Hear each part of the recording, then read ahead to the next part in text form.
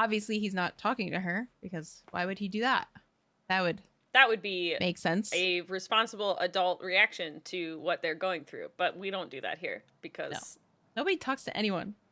If he Nope. just asked her a question and said, "Hey, about this." Hey everybody, this is Kat. And this is Rachel. And you're listening to the Smut Peddlers podcast, a show for people who love books, especially when they're smut. We discuss our likes, our dislikes, and share our favorite moments with you. Today we're talking about Crown of Midnight by Sarah J. Maas. Again, this is part 2. So grab your favorite beverage and get ready to burn with us. So part 2, trigger warnings are exactly the same as part 1. We have blood and gore, trauma, nightmares, torture, murder, attempted murder, grief and loss depiction, death of importance to character, suicidal ideation, and then the big one, at least for me, is animal injury. Fleetfoot is fine. She's alive. Fleetfoot's fine. She's alive and she's fine. That's the only thing I will spoil. There's no animal death. Yes. We are fine. 0 animal death. We are fine.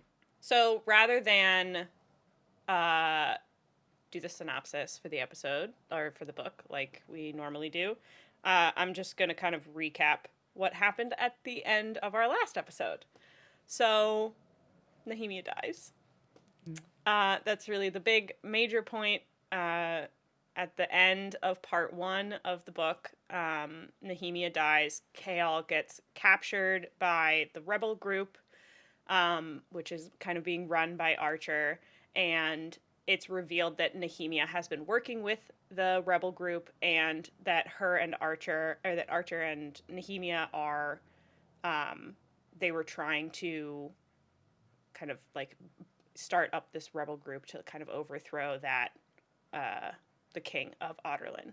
And they capture Chaol so that they can prove to Celaena that Chaol is not like the person that she should be putting her trust in, because he knew about Nehemia's, like, the threats on her life. They assume that that he also knows that she's going to be like captured and interrogated and then killed. Chaol didn't know any of that and tries to convince Celaena that he didn't. But by the time Celaena realizes what's happening and has saved Chaol, she can't make it back to the castle in time to save Nehemia.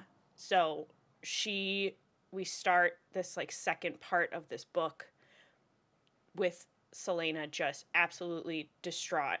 She blames Chaol for Nehemia's death. And the first scene in part 2 is she attacks him. Yeah. She is still in like her killing rage from when she went to go and save Chaol. She hasn't really calmed down from it. It's been just full adrenaline, full panic the whole time. And she just turns around and attacks him. And the only thing that stays her hand from actually killing him, she's ready to stab him like through the heart, is Dorian, I think even without him even realizing it, uses his magic to freeze her hand so that she can't kill him. And Celaena turns around and like snarls at him, like immediately knows that it was him. She feels like this frozen, like freezing cold feeling, and just immediately snaps to him and growls at him. And that's kind of where things pick up. It was like a very super low, and then immediately just like tons of stuff starts to happen, just like right off the bat in the beginning of part 2. Yeah.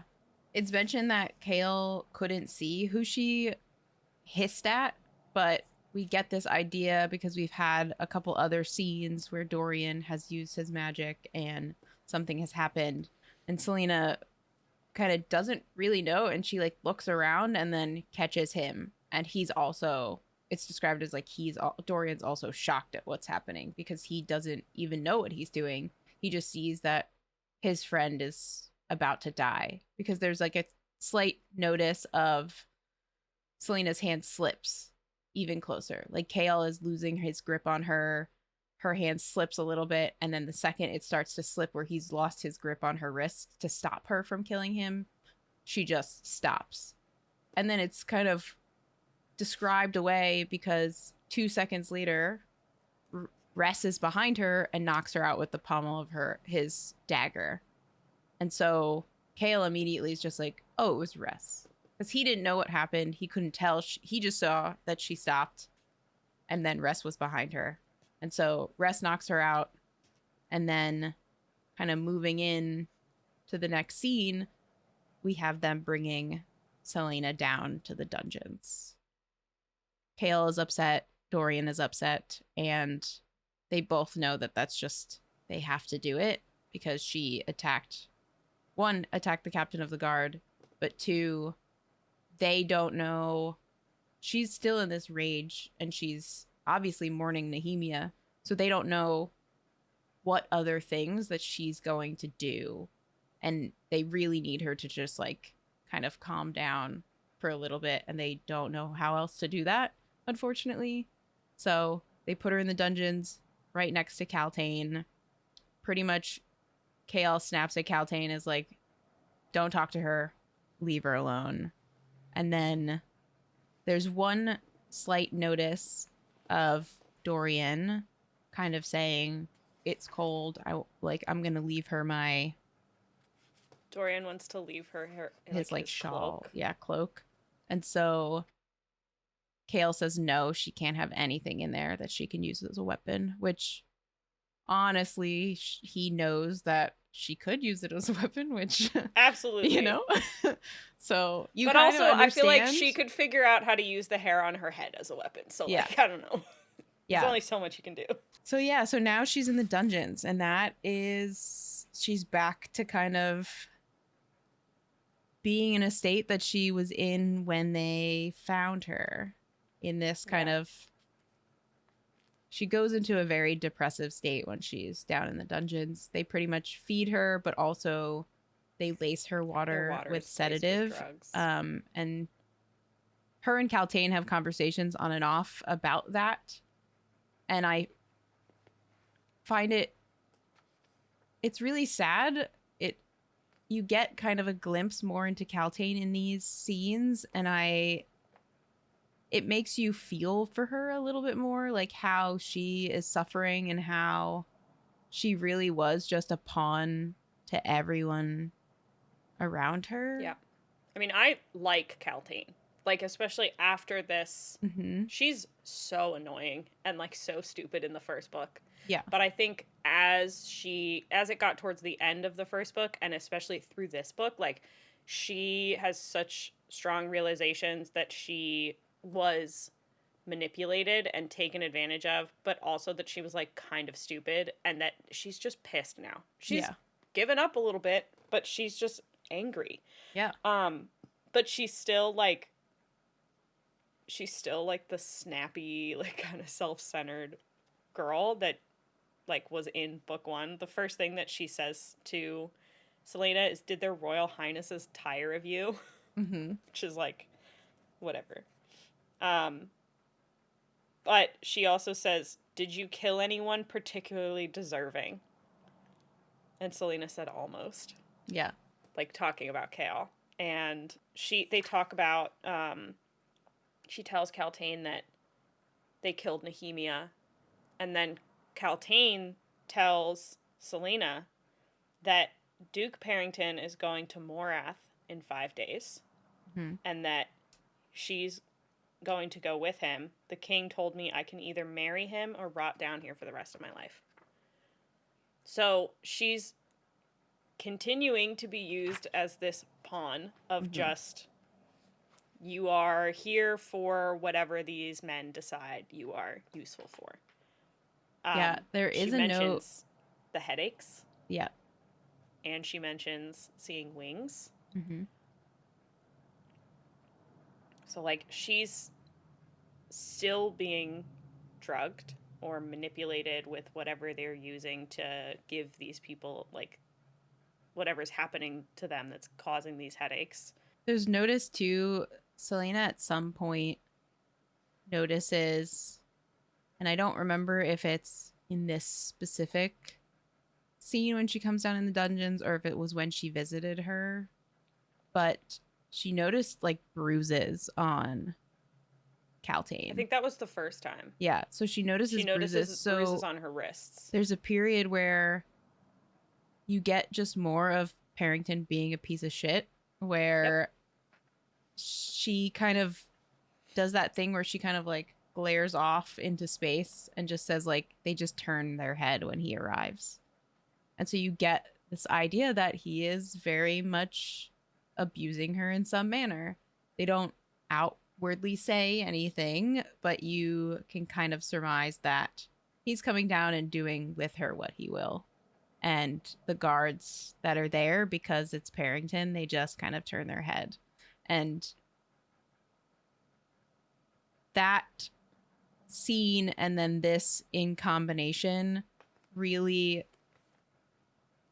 like I said, makes you feel, you just feel bad for her as a character. You feel bad for the cards that she's dealt throughout this whole thing.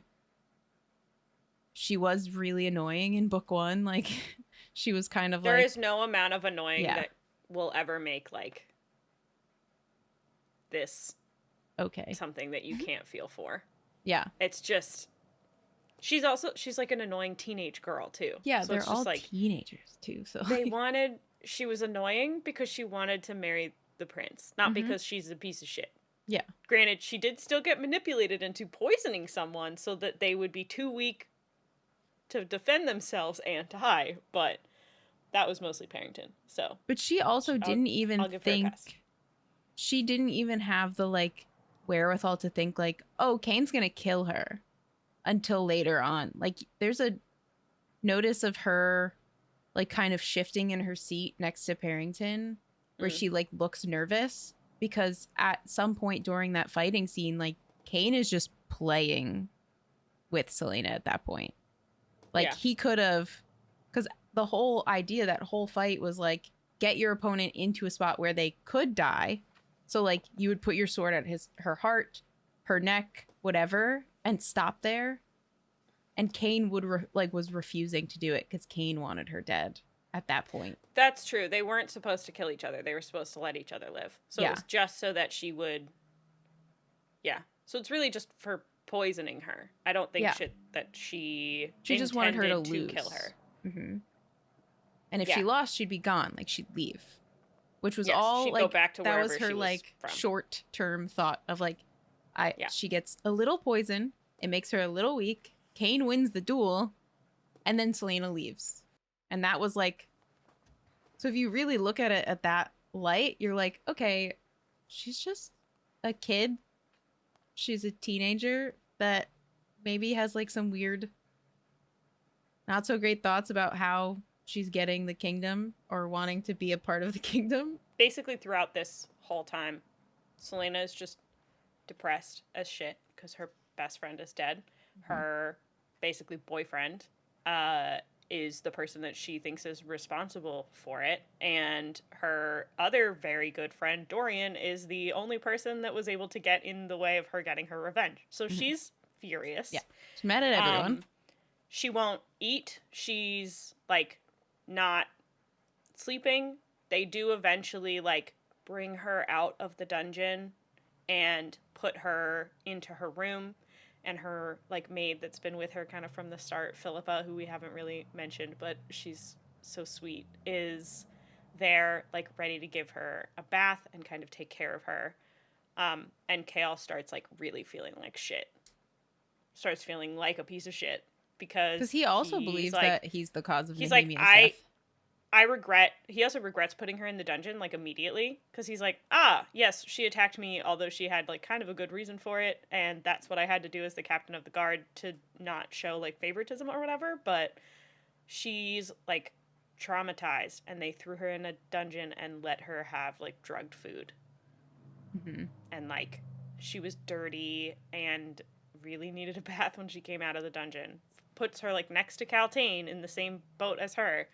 So Kale's just like, that was a bad decision. And Celaena just keeps replaying her last conversation with Nehemia over and over and over again in her head, because they fought. They didn't, like, end on good terms. And she just keeps punishing herself for letting things end that way. Yeah, she keeps Um, having it like every moment she's like hearing Nehemia call her a coward. And so yeah. in it it's like a switch in her in this book.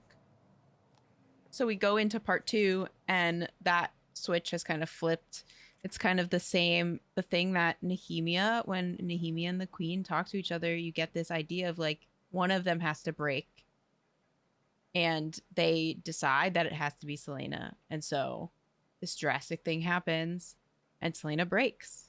And that is really what, unfortunately, it's really what puts her into motion of really, It kind of works. yeah, It unfortunately, like it's not like the best way it to works do in that. the worst possible way of Yeah. just like, how do you can't get someone to break and want to change until they hit rock bottom. Hmm. And as lovely as it is that losing Nehemia will make her hit her rock bottom, having to do that to her is like devastating. Yeah. The other thing that I love, because it's more of like Caltaine is like a little bit of a badass, even though she's just like got no power to do anything with it, is when Celaena gets taken like kind of out of the dungeon. The last thing that like Caltaine says to her is, if they let you out, Caltaine said, both of them staring into the blackness of their prisons, make sure that they're punished someday, every last one of them. And Celaena promises they will be. And I think this is like, this is when they're talking about like their water being drugged, but this is the first time to me, even though she's in this deep depression, that I'm like, okay, she's not done. She's Hmm. not going to let them just like get away with this and like let her self depression spiral and do nothing. Like, she is going to let herself feel her feelings, and then she's going to get up and do something about it. Yeah. And as she starts to, like, just with time, like, just time kind of goes by and she starts eating again and she starts training again on her own, still not really talking to anyone. And they're just like, her friends are all keeping tabs on her because they are still worried, but Yeah, she spends like Chaos 4 or 5 keeps his days like distance for in a a while pretty and depressive doesn't state. talk to her. Yeah, she's in her rooms in these like multiple days of a depressive state. There's periods where you get Kale talking to her, oh God, what's her name? The maid, Philippa. Philippa. You get Kale talking to Philippa, kind of like touching base with her and saying like, how is she doing? Is And she getting Philippa's like, up? you should talk to her yourself. Yeah, there's a point where Philippa does say like, well, she's moved from the bed to the chair in front of the fireplace, like, and it really describes her being really distraught about Nehemia, which we knew was going to happen. There's a point where Kale and Dorian are talking, and there's another hint to Celena's like Fae heritage, where he describes to Dorian kind of what went down in the warehouses and says like, this was happening, I was captured by the rebels, she came to save me, and we found out that Nehemia could be interrogated or murdered, or like there was like a threat to her life. He pretty much says like, I left seconds after her on a horse and she beat me Yeah. to the castle. Like, he just goes, Dorian, it was like I found a horse within seconds of her taking off and she still outran me. Who can do that? And She so can do that. he questions that as well. I think there's a part of him is like, I can't explain how she's this fast. Like, what happened? Yeah. And so like you get everyone's little like take on that section of time, and I think that really, specifically the conversation between Kayla and Dorian, like really kind of is starting to push you in this like thought of there's something else going on with Celaena, guys. Like, hey, pay attention. Yeah. Like, There's so many maybe confirmations that she is a higher being of Fae. some form. Yeah. And that she has just like more power than a normal person would. Mm-hmm. Um, she starts to like come out of her depression spiral only because she can't stop seeing like what happened to Nehemia in her head. And it like clicks in her brain finally of like, Who this did it? wasn't the king. Mm-hmm. The king didn't actually do this because she's an assassin. She knows how people kill. Mm-hmm. And she's like, I recognize the way that she died and the methods that they used and the brutality of how she died. And she knows that it's actually Grave, which is one of the champions from the last book. Yes. And it is the only thing that gets her to stand up. In the book, they specifically say she figures out that it's Grave and she stands up out of her chair. And this part I love so much because she stands up out of her chair. She has no weapons because they stripped her of everything. Yep. She has no, like, they took all of her weapons out of her room, anything that she had. Nobody knows about the secret tunnel though. So she goes down and grabs all Everything. of the like knives and daggers, every piece of weapon that she could possibly find, and puts them on her body. And then she grabs Damaris. Mm-hmm. And I was so excited. She grabs Damaris and she goes to kill Grave. And like it does not take her very long to track him down. She like has to do a little bit of searching. She goes to like taverns. Yeah, she just looks for him because And he's the kind of, yep. you learn that he's the kind of character that will gloat about what he did. And so that's touched on where she's like, I'm going to find him somewhere celebrating. Like he's going to be spending the money that he made on the Yeah, murder because of he's my gonna have a friend. big bounty. Yeah. Yeah, and there's like so, Rifthold is the city that the kingdom is like based in. So like outside of the castle walls, like that area is called Rifthold, and she knows that he's not going to have left yet because one, he's got a huge bag to spend now, and two, he's successfully completed this and it's like his signature is all over it, so he's going to get more offers for jobs from this job having been done successfully Yeah. and getting away with it. Ever since she So- left Rifthold, kind of there's this background knowledge that you have that other assassins are trying to take her place.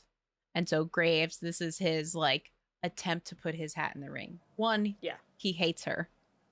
So like easy job for him. Because he's the one that she beat and threw a handkerchief at him. So Yeah. he's like not even just mad that he lost. He's like petty mad that he Yeah. lost to a girl and that she just like Like it was made a nothing. fool of him. Yeah. Yeah.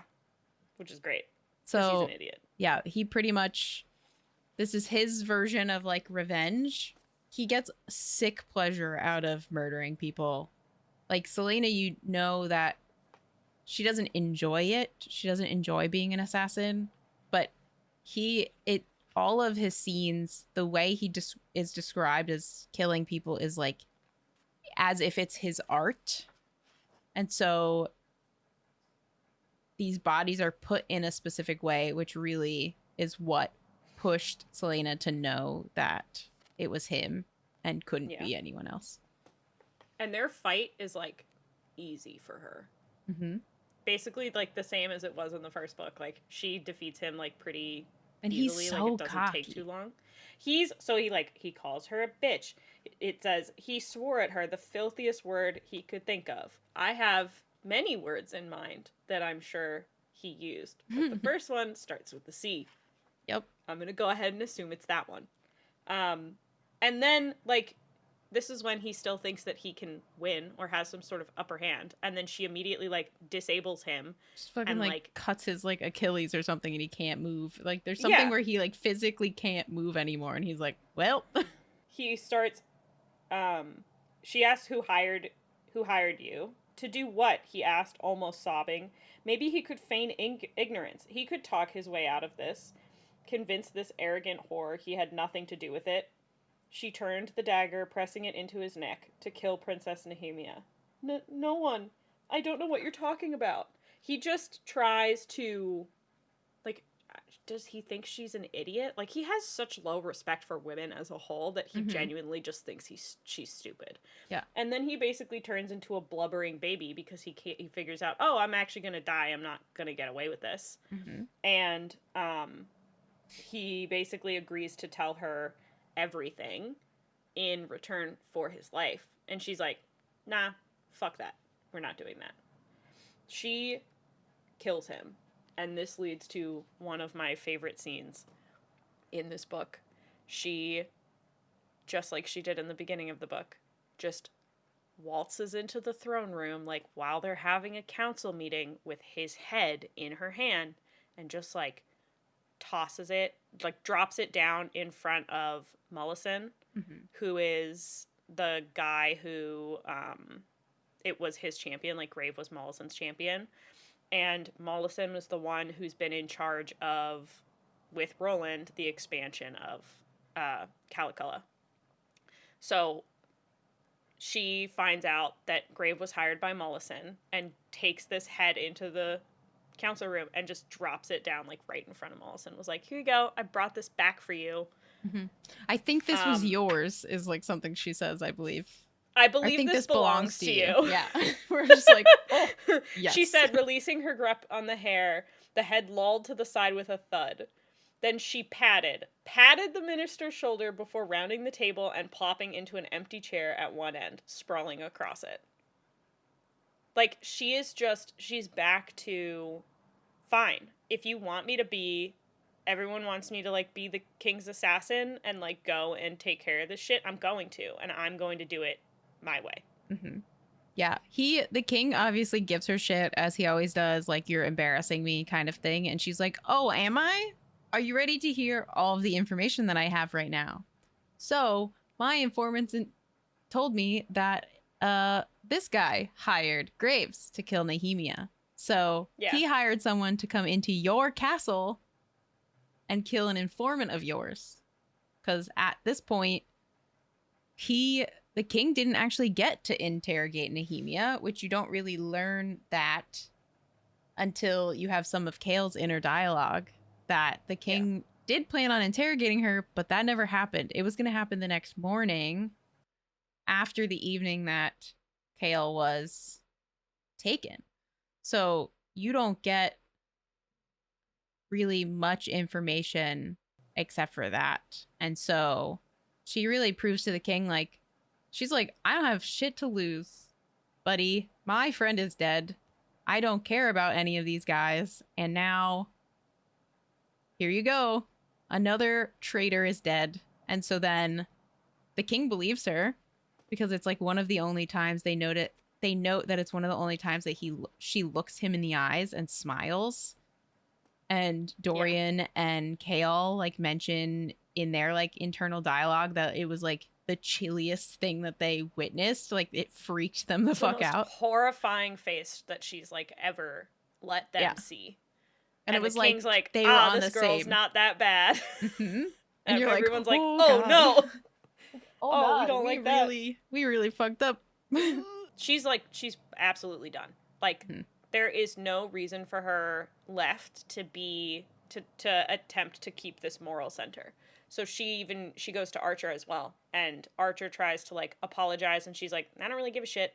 I'm not talking to you. You have 5 days. You have 5 days to get your shit together. And then I'm coming back to kill you.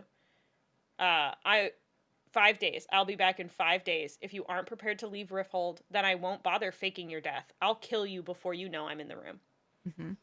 So good. It's fantastic. This is also around the time that Kael's father arrives at the castle. And they have a conversation that's, like, very manipulative. So, like, his dad is, again, still, like, trying to convince him to come home. Breakfast or dinner or something. I think they have breakfast. And he's, like, talking about, your mother misses you, and, you know, this is when he talks about, like, Taryn being a scholar, not a warrior. Like, he can't replace you as my heir. You have to come home and be the heir. And he just still refuses, but he knows about Celaena. And he tells Kale that he knows that Celaena and him have had some sort of relationship, and that Celaena has been, like, thrown in the dungeons, basically. Like, he knows that something happened between the two of them, that they're now, like, on the outs. Yeah. Yeah, he pretty much says, like, it's embarrassing for my son to be the captain of the guard to be sleeping with the assassin. Yeah. And that kind of makes Kale snap. And he's like, all right, I'm done with this conversation. And pieces the fuck out. He puts a note. Kale shoved his chair away from the table, rattling the dishes again, and stormed to the door. 5 minutes. He lasted 5 minutes with his father. Yep. I would probably also only last 5 minutes. Yeah. Celaena, kind of the next thing that she does is, now she's dealt with the person that killed her. She's dealt with the people who she kind of holds responsible for it happening. She goes to Nehemia's room to, like, pack up her things to make sure that they get sent back, like, to Eelway. Yeah. And it's, like, so hard to read, and it was so sad. And she's looking through all of the stuff on her desk and is realizing that Nehemia has been researching all of the stuff and not telling Celaena the stuff that she's been researching on the word marks. That she wasn't just kind of, like, blowing her off, or, like, it wasn't her top priority. She just wasn't telling her. Yeah. But she also wasn't telling Archer. So she's realizing that Nehemia was working with the rebels, but not 100% trustworthy of them to be just, like, sharing this information with them so that they were all on the same page. So now she's suspicious of Archer. But while she's looking through all of her... Well, she's not suspicious of Arthur yet, but she finds this note of do not trust. And so she kind of takes a step back and she's like, who am I not supposed to trust? And there's a symbol. She knows now from that conversation that Archer didn't know either. Yes. So she knows that Nehemia didn't necessarily trust him with the information to give it to him. But she finds the note that says do not trust. She finds the note that they had originally found, which is it's only with the eye that one can see rightly. And starts thinking back about the fact that Nehemia was like, well, it's just like an idle lord's nonsense. Like, it probably doesn't really matter. And it finally, like, clicks in her head. She says, unless it wasn't the eye the riddle referenced, because by the word, Celaena breathed and rushed out of the room. And she races down to the catacombs. Back to Mort. Plan on desecrating any other sacred objects tonight? Mort's kind of pissed that she took Damaris to go kill Grave. Like, it is a sacred sword, and he's was none too pleased that she took it to go commit murder. Even though I think it's a great reason that the sword should be used. I think she absolutely should have used Damaris to kill him. I'm down. I still think it's the note he notes. So she looks through the hole. She puts the eye up to it. She does all these things previously. And then when Damaris is, like, the missing key that they that she hadn't put together. Like, Damaris is also part of the key. Yeah. So Mort says, in case you didn't realize, you're supposed to hold the eye against the hole in the wall and look through at it. And you're just like, thank you, Mort. Captain if you Obvious. Had known that, I didn't realize that, but it's really great that you knew that already and you didn't just tell me. And last time I was in here with this stupid necklace and hole and everything. He's the worst. So she looks through the hole with the eye and she sees a piece of parchment. Or she sees a poem and takes out some parchment so that she can write the poem down so that she doesn't like forget it. Mm-hmm. The poem is a reference to the three she thinks that it's a reference to three like things that are hidden. Like we come to realize that they're three like keys maybe. Yeah. Um and that they were made by the Vogue. So the Vogue made three of them of gate stone by the word. They're made of obsidian and stone, and they're greatly feared. One is hidden in a crown of her he loved so well. One was hidden in a mountain of fire, where all men were forbidden despite their great desires. Where the third lies will never be told by voice or tongue or sum of gold. So she finds this poem and she's like, fuck, more riddles I have to figure out now. That also Mort literally won't help me with if I give him anything he wants because he's useless.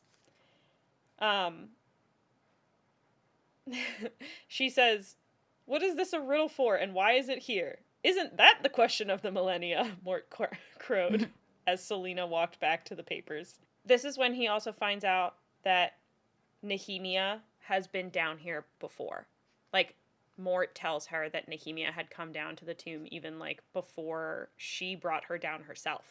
Yeah, she makes a comment about the Ritterak, because in book one, the Ritterak, like, bursts through a door, and it happens to be the door that Mort is on, and she's like, why couldn't the Ritterak, like, destroy you on the door?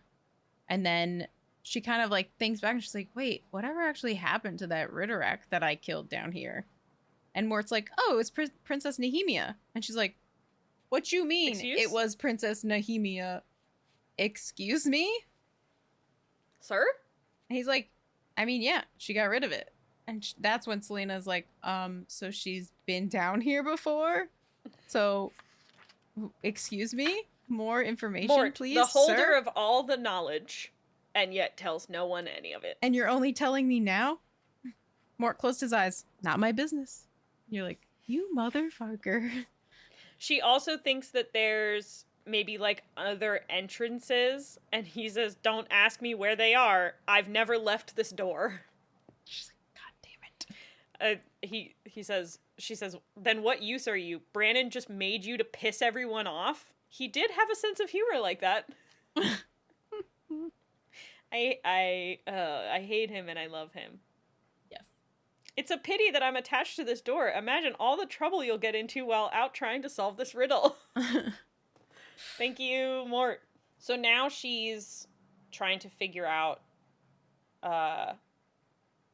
what was happening with Nehemia and like why she was keeping so much to herself and not telling anyone else. And this is when Elena finally appears again and talks with her. Yeah, they have this little... Elena shows up and they have this little heart-to-heart about her about life. Nehemia and like life and death, which I think is really sweet. Yeah, it's very cute. Celaena at some point asks Elena what was it like for her to die, pretty much. Like, what was it like for her to for leave? Elena to die. Yeah, for Elena to die. And she says, painless. Painless and easy. And she goes, were you frightened? I was a very old woman surrounded by my children and their children and their children's children. I had nothing to be afraid of when the time came. Where did you go? A soft laugh. You know I can't tell you that. Because now at this point, Celaena's like, I want Nehemia back. Like, I want to see her. If I can. If I'm seeing you, why can't I see her? And just to know that she's okay. Yeah. She's in, like, a good place. She didn't die an old woman in her bed. No, she didn't. But when her spirit left her body, there was no more pain, no more fear. She is safe now. And that, I think, helped close this little loop that Celaena was in, where she's like, okay, she's okay. I know that she's fine now. She's not suffering currently. She goes to her grave next, Mm-hmm. and she sings a song at Nehemia's grave. And she realizes when she's finished singing this song that Kael was there and was following her. And Kael describes the song as like in a language he can't understand, in a language that Otherworldly. that like he'd never known of, and that it does sound like, like a funeral dirge, and trying to it was like so hauntingly beautiful that he thinks about it for like days after, and like cannot get it out of his head. um and he starts researching and trying to figure out what the song was. It's like she had this beautiful moment of like this person who was her close friend, basically her family. Like this has to mean something.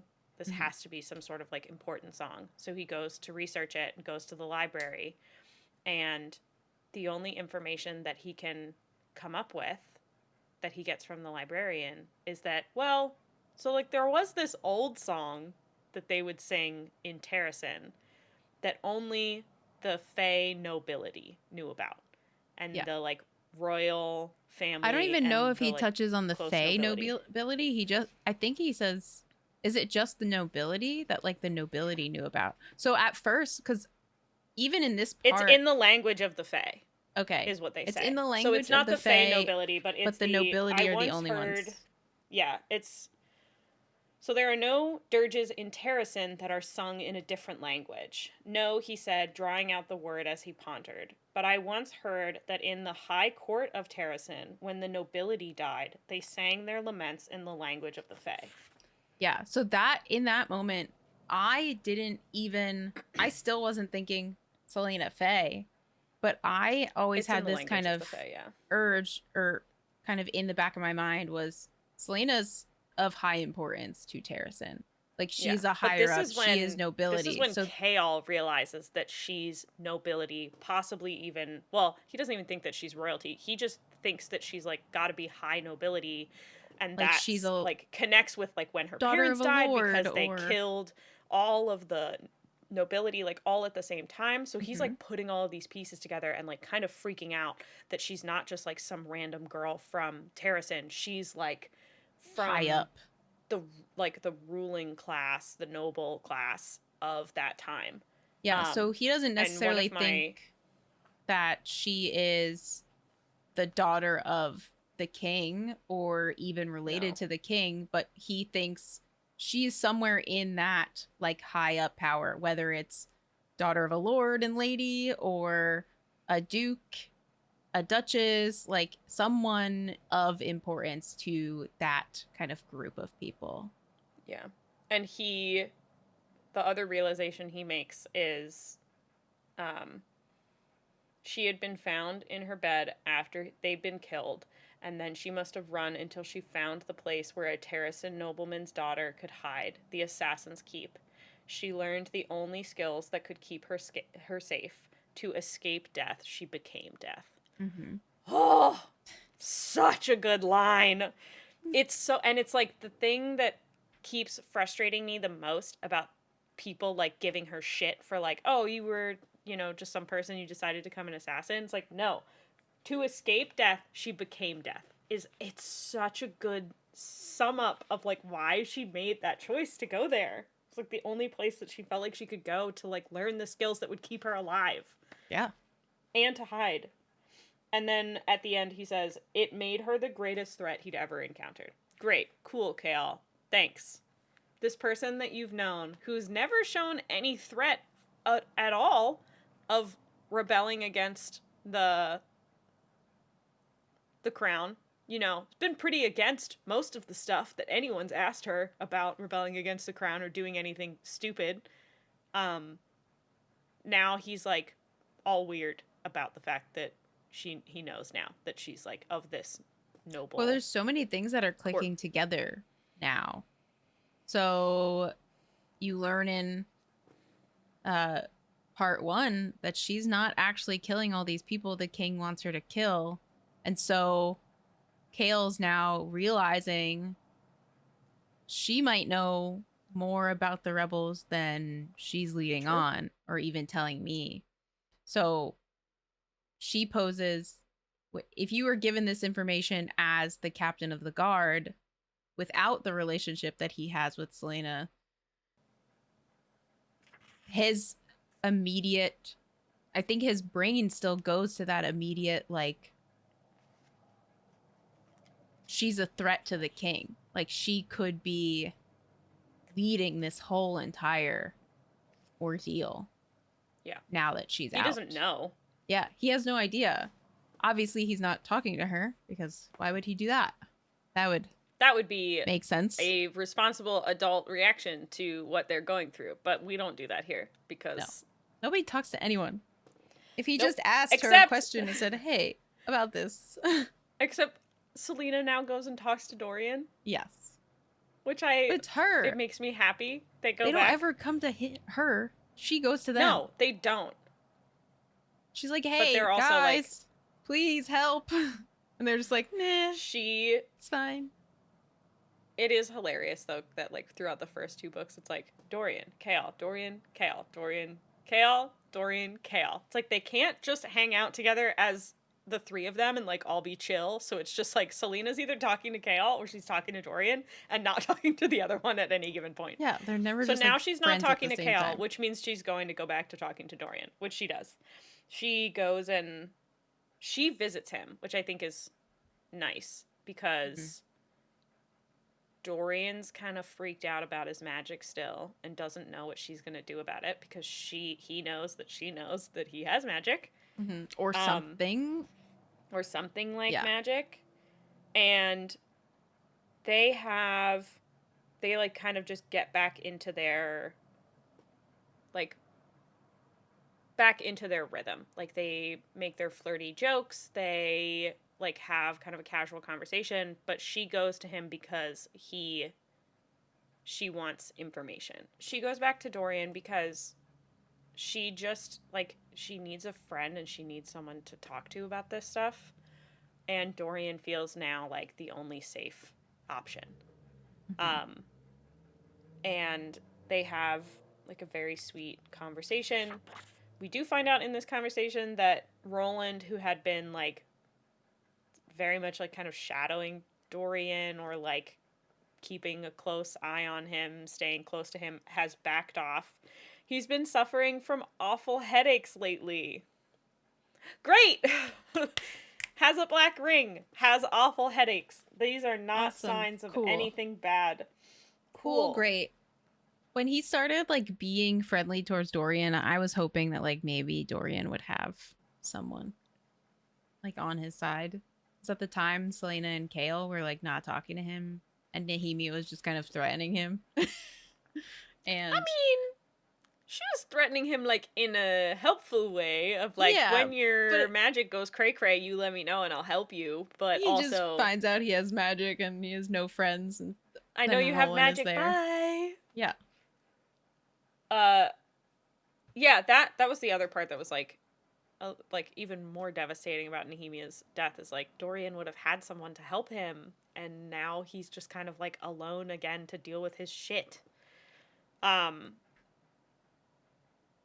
But so they like they talk again, and they kind of like rekindle their friendship, which I think is really nice. She goes to him and they have dinner, and it's just this nice little conversation. She notices how like cozy his room is and how it doesn't feel like it's very lived in. So they make comments of like it being messy, but it's really just like I don't know, I want all these books. Like I just want to have my books near me. Like leave me alone. He makes such a nice little ADHD comment though. He's like, I don't like when they clean my room because then they move stuff to their proper place and then I can't find anything anymore. Yeah. It's like and I'm like, yes. If it's in the place it's supposed to be, that means I can't find it. Before we recorded this episode, or before we recorded the last episode, I searched my entire house for my iPad, which was underneath my chair. Mm-hmm. Don't know why, but I searched for 35 minutes before I found it. And I walked back upstairs and I was like, I give up. And it's just sitting underneath my chair. So it's great. He asks her, like, why she decided to go see him. Like, why him? And she says, because I have nowhere else to go. And he says, then you will always have a place here. Yeah. Yay! They're friends again. I still think it was a really dumb idea to be like, let's let him find out naturally about our relationship. That'll be less awkward than telling him to his face. Teenagers, man, come on. I don't want to Guys are tell him, so we'll just idiots. let him find out. I remember reading that both the first time through and the second time through and just being like, ugh, that's the wrong decision. Please. Come on, yes. So they have after their dinner, she goes back down again to see our favorite person, Mort.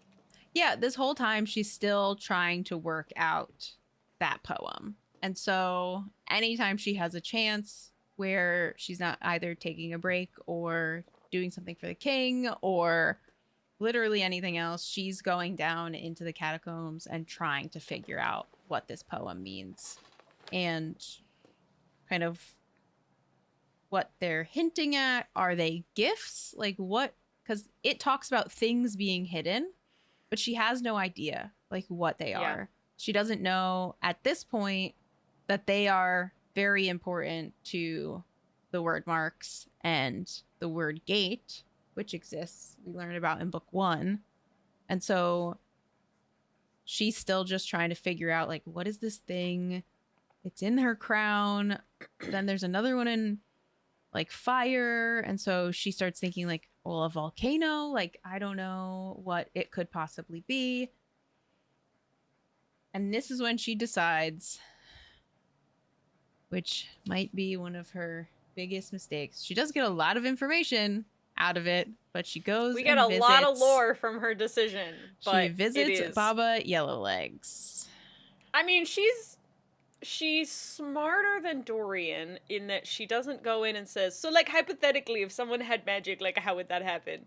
Yes. She's a little bit craftier, but like out of her conversation with Mort, like Mort makes some jokey comment about like, oh, well, to be able to know that, you'd need like an oracle or a clairvoyant. And she goes, I happen to have one of those. I might actually know one of those. Like, so if I go and tell this like person this, you think they might be able to tell me something? And Mort's like, I don't know, maybe. And he says, whatever it is you're thinking. Whatever it is you're thinking, I guarantee it's a bad idea. And she says, Celaena gave him a grim smile. I'm pretty sure you're right. Yep. So she pretty goes much every time she goes off to do something, goes to do Mort's her bad like, decision. whatever you're thinking is probably bad news. And she's like, fuck off, Mort. Yeah. This is not a spoiler because it's literally her personality. That's gonna happen more throughout the whole series, to be completely honest. Because that's just who she is. Like, she has a bad idea now. She goes to execute it. It tends to work out for her though, which is nice. Yes. So she goes to see Baba Yellowlegs, and she pays her for information. Mm-hmm. And she's still like scared shitless. So she's like very, very cautious of what, like going in, trying to be as protected as she can. But she does ask her about the riddle, and she's like trying to play it off like her and her friends like found the riddle and like they're having a joke. Like, if you're so smart, you know, I bet you can't solve this for me. Mm-hmm. And she tells her the poem that she finds about the 3 word keys. Yeah, so they go back and Baba forth a little. like immediately knows. Yeah, before they kind of get into that, they go back and forth a little about this like payment and stuff. And there's something that I think is pretty important. Baba Yellowlegs convinces Celaena to go into her cart. And when they enter the cart, this is before she's asked her any legitimate questions yet. And they go into this cart is described as like small and dark, and then when you go into it, it is like humongous looking It's a on the TARDIS. inside. Yeah, you go in, It's a it's Doctor Who not reference. necessarily massive, but it looks massive because there's hundreds of mirrors everywhere. And so And it is even when described she as like goes, being bigger on the inside. yeah, There's like some illusionary like magic that's happening inside the cart that she must be doing. Um and Celaena kind of writes it off as like it's just a tacky, cheap tacky cheap carnival carnival tricks. trick. Yeah. Yeah, okay, sure, Selena. Yeah, it's definitely just a carnival trick. She's Tell definitely not a yourself whatever you witch, need to. It's but fine. that's fine. Yeah, I think that walking into this cart really sets up the scene because it in the end she gets a lot of information out, but Baba Yellowlegs ends up Probably trying to based off kill of Baba her. Yaga. She Yeah. ends up trying to kill her. So she has to fight through all these mirrors. But she talks, so they sit down first that before any of this really happens. And she kind of asks the questions about the poem and tries to get information. And this Yeah. is when Bobby Legs kind of gets up and she notices this cart's getting a little warm. The fire's kind of crackling because she has this little like wood stove, it's described as. And Bobby Legs kind of starts walking around behind mirrors as she's like telling this story about these word keys and Yeah. So how she's they like hold. describing what they are Yeah. specifically. So like this is when we find out that what the riddle talks about. Bobby Yellowlegs confirms that they are word keys and they're word keys to open a word gate. And Mhm. Celaena is like, cool, what's that mean? What are those? And the word gate, they start talking about like portals. So this chapter, my note that I made for this chapter just says holy lore because Mhm. it's thick. So Baba Yellowlegs tells her that there used to be gates, black areas in the world that allow for life to pass between worlds. There are word gates that lead to Aurelia, which is their world. All sorts of being have come through them over the eons. Benign things, but also the dead and foul things that creep in when the gods are looking elsewhere. Baba Yellowlegs disappeared behind a mirror, her uneven steps echoing along. But long ago, before humans overran this miserable world, a different sort of evil broke through the gates, the Volg. Demons from another realm, bent on the conquest of Aurelia, and with the force of an endless army behind them. In Wendlin, they fought against the Fae. Try as the immortal children might, they could not defeat them. So we get the lore that there are 3 keys. The keys are what open a gate to another world where the Volg live, who are demons that are the demons that like created the witches, and they are like this very big, terrifying evil power. And even the Fae, the immortal children that used to live in Wenlin, which we've mentioned a couple of times in the last one. I actually didn't realize until just now that this is the next time that like Wenlin actually gets mentioned by name. Mhm. And once again, I don't pick up on it and I Yeah. forget these things. Sarah, please help me. They're just like little Um, tidbits. just little tidbits. Even they couldn't defeat them. So we're like freaking out a little bit at this point because the riddle that she found is supposed to be a map for where those are found. Mhm. So there's one in a crown, there's one in like a mountain made of fire, and there's another one that No one is knows. not supposed to be told where it is, like not by anything. So she's trying to figure out like what could the word keys be used for, and Baba Yellowlegs basically tells her the person who holds all 3 word keys would have control over the broken word gate and all Aurelia. They'd be able to open and close the gate at will. They could conquer new worlds or let in all sorts of life to bend to their cause. But even one key could make someone immensely dangerous. Not enough power to open the gate, but enough to be a threat. You see, the keys themselves are pure power, power to be shaped as the wielder wills it. Tempting, isn't it? So this is when Celaena's starting to put together, like, he's the king searching for the keys. Like, Yeah, so that has to be and what is going on. she starts asking kind of more directed questions to like, does the king have one of these? Mm-hmm. And her response is, Perhaps. If I were to wager my hard-earned gold, I'd say he has at least one. yeah, how else would he have wiped out the strongest kingdom on the continent? Yep. Like she kind of pretty much says like, how else do you think Terrason fell? Because this is like when we really learn that, like, it's not just three, just one key is pure power, which would give him enough power to be able to take over possibly these other kingdoms. Yeah. Without being able to control the gate. So Celaena's like, okay, is there anything else? And she's like, Bobby Yellowlegs has been walking through mirrors this whole time, and it's, just as Kat mentioned, like, it's getting warmer. Things aren't going well. And she's getting ready to leave. But before she leaves, in my opinion, Bobby Yellowlegs makes the dumbest mistake that she could make and be like, hey, so I'll sell you the secrets that Dorian told me for like an extra gold if you want me to. And Celaena's like, how about I pay you to keep your mouth shut? And Bobby Yellowlegs is like, sure. And she's like, I don't trust you. This is going to be an issue. Mm-hmm.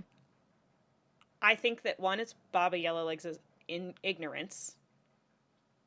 She thinks she's done this so many times. Yeah. And she's probably collected information over the years. Like she's been around for a long time. She has this ignorance of like, this human child, there's no way this human child is going to outsmart me. Yeah. Especially in my own house. Like this is her court that you're in. Like this, she has home court advantage in this scenario because one, she knows the layout of her cart, whatever you want to call it. It's her magic that's like yeah. doing what it is, so she can manipulate it however she wants. And she knows where the mirrors are. She knows how to use them to like cast shadows and like throw her image somewhere else so that it appears she's somewhere else and not actually in the location she's in. So she is very cocky. I think it's similar to Graves. So when Graves kind of had what he thought was a leg up on Celaena, he was like, oh, I lost her. And he's like, I'm going to just tuck myself in this alleyway and I'm going to keep my back against this wall. And when she gets in here, I'm just going to corner her here. And it's like, no, bitch. She's better than you. People underestimate her a lot. It's great. Yes. Well, it makes for some real good writing. At this point, you're just like, she's just a badass. But obviously, we learn later she's Fae. So, like, she has, like, a little bit of a leg up on just your average Joe. True. But I think that that's why the Bobby Yellowlegs fight ends up being so interesting to read, is that in terms of power to power, they're not unmatched. Yeah. Like, she doesn't necessarily have an extreme... It's not super easy leg like, up against over her. Graves. The other thing that I find hilarious is just in Sarah's masterful, like, writing and organization of things. That's, like, she basically is like, okay, great, they're gonna fight. And then it cuts to a conversation with Dorian and Chaol, and they're just having, like, a pissing match about Celaena. Yes. Like, and you're like, it made me laugh so hard when I read it, because the chapter ends and it's like, okay, great, she and Bobby Yellowlegs are gonna fight. This is awesome. And then literally the next whole, 3 pages is just like, I don't know. I think that I'm right for her. I don't know. Maybe she's right for you. I don't know.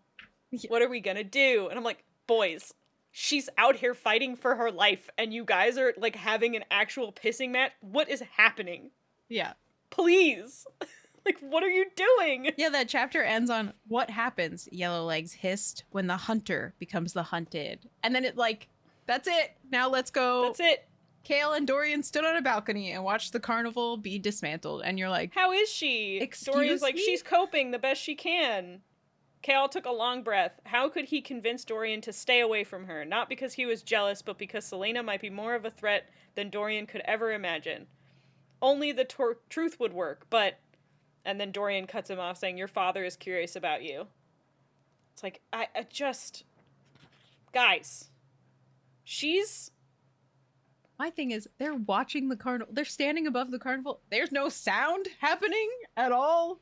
What is this magic tent thing? Magic tent. There's just no sound whatsoever. It's hot as fuck. There are mirrors. Part of the fight, mirrors shatter. There's yelling. Magic tent do magic things. I don't know what else to tell you, okay? Just like, you're so Magic tent. close. Like, you both They will are never so know. stupid. Just soundproof box. Yes. The magic mirror tent is also a soundproof box. Nothing's gonna come out of there. The Baba Yellowlegs fight is pretty sick. Baba Yellowlegs at one point says, I'm going to make you wish that you were never born, both you and your prince. God damn. She gets the best of her, and I don't know if it's just like happenstance, but God, she just decapitates everybody. She just cuts everybody's head off. Well, as we know from many things, they're not dead unless they don't have a head. That's true. It might just, maybe it's part of her like Fae knowledge of just to be sure, I'm gonna cut the head off. Now we know. So she ends up decapitating Baba Yellowlegs. And after a pretty gnarly fight, that it's a good fight. Again, every once in a while, Celaena's like, we recommend you read the or... book, please. Yeah. But the fight scenes, the way that Sarah J. Maas writes fight scenes, honestly, in all of her books, is really good. She writes them well enough to feel tense, but still, like, you get a very clear idea of like where everyone's. Like, I don't get confused when I read like her fight scenes. Like, I know where everything is at any given point, and like the way that she describes the movement. Like, it's the same thing of going back to when she breaks into the hideout to like save Kale. Like, the way that she describes it is like, I can just imagine like a sick action track happening. Like, just make a TV show of this, please. I want to see it. Like, I want to see it. I want to see it. Even like reading it, there were times where Baba Yellowlegs would get Celaena like chain around the ankle, and like she would say, I'm stuck. Good thing I was trained by the world's best assassin and trained to get out of literally everything, and she's out of the chain in a second. And like in that moment, I was like, oh no. Like, she's gonna get hurt. Oh, she cuts off her head because she literally says the only way to kill a witch is to cut off her head. A friend had told her that once. Yeah. I was like, there's something in there that she talks about her head. But I missed it. Yeah, so there are points in time where like I was reading this, and like obviously I know there are other books, so clearly Celaena survives. But I was even like, oh god, she might actually lose. Like, what's happening? But the same as with Kane, like, you think, oh, she might actually lose, but she doesn't. Yeah, except this time she's not drugged. Yeah. I think this is the other part, too, for me, that's like, the witches are terrifying. Like, they are absolutely a force to be reckoned with, and the fact that Celaena gets, like, it gets pretty close. Like, it's hairy for a while, is a testament to like how powerful they are and how much they are not to be fucked with. Yeah, she has like thoughts of like, wait, there's no magic here. How is she so strong? How is she able to do this stuff? And it makes me think now that I know, well, Celaena's Fae, but Celaena has been trying to hide the fact that she is Fae. Baba Yellowlegs isn't trying to hide that she's a witch and that she had this power.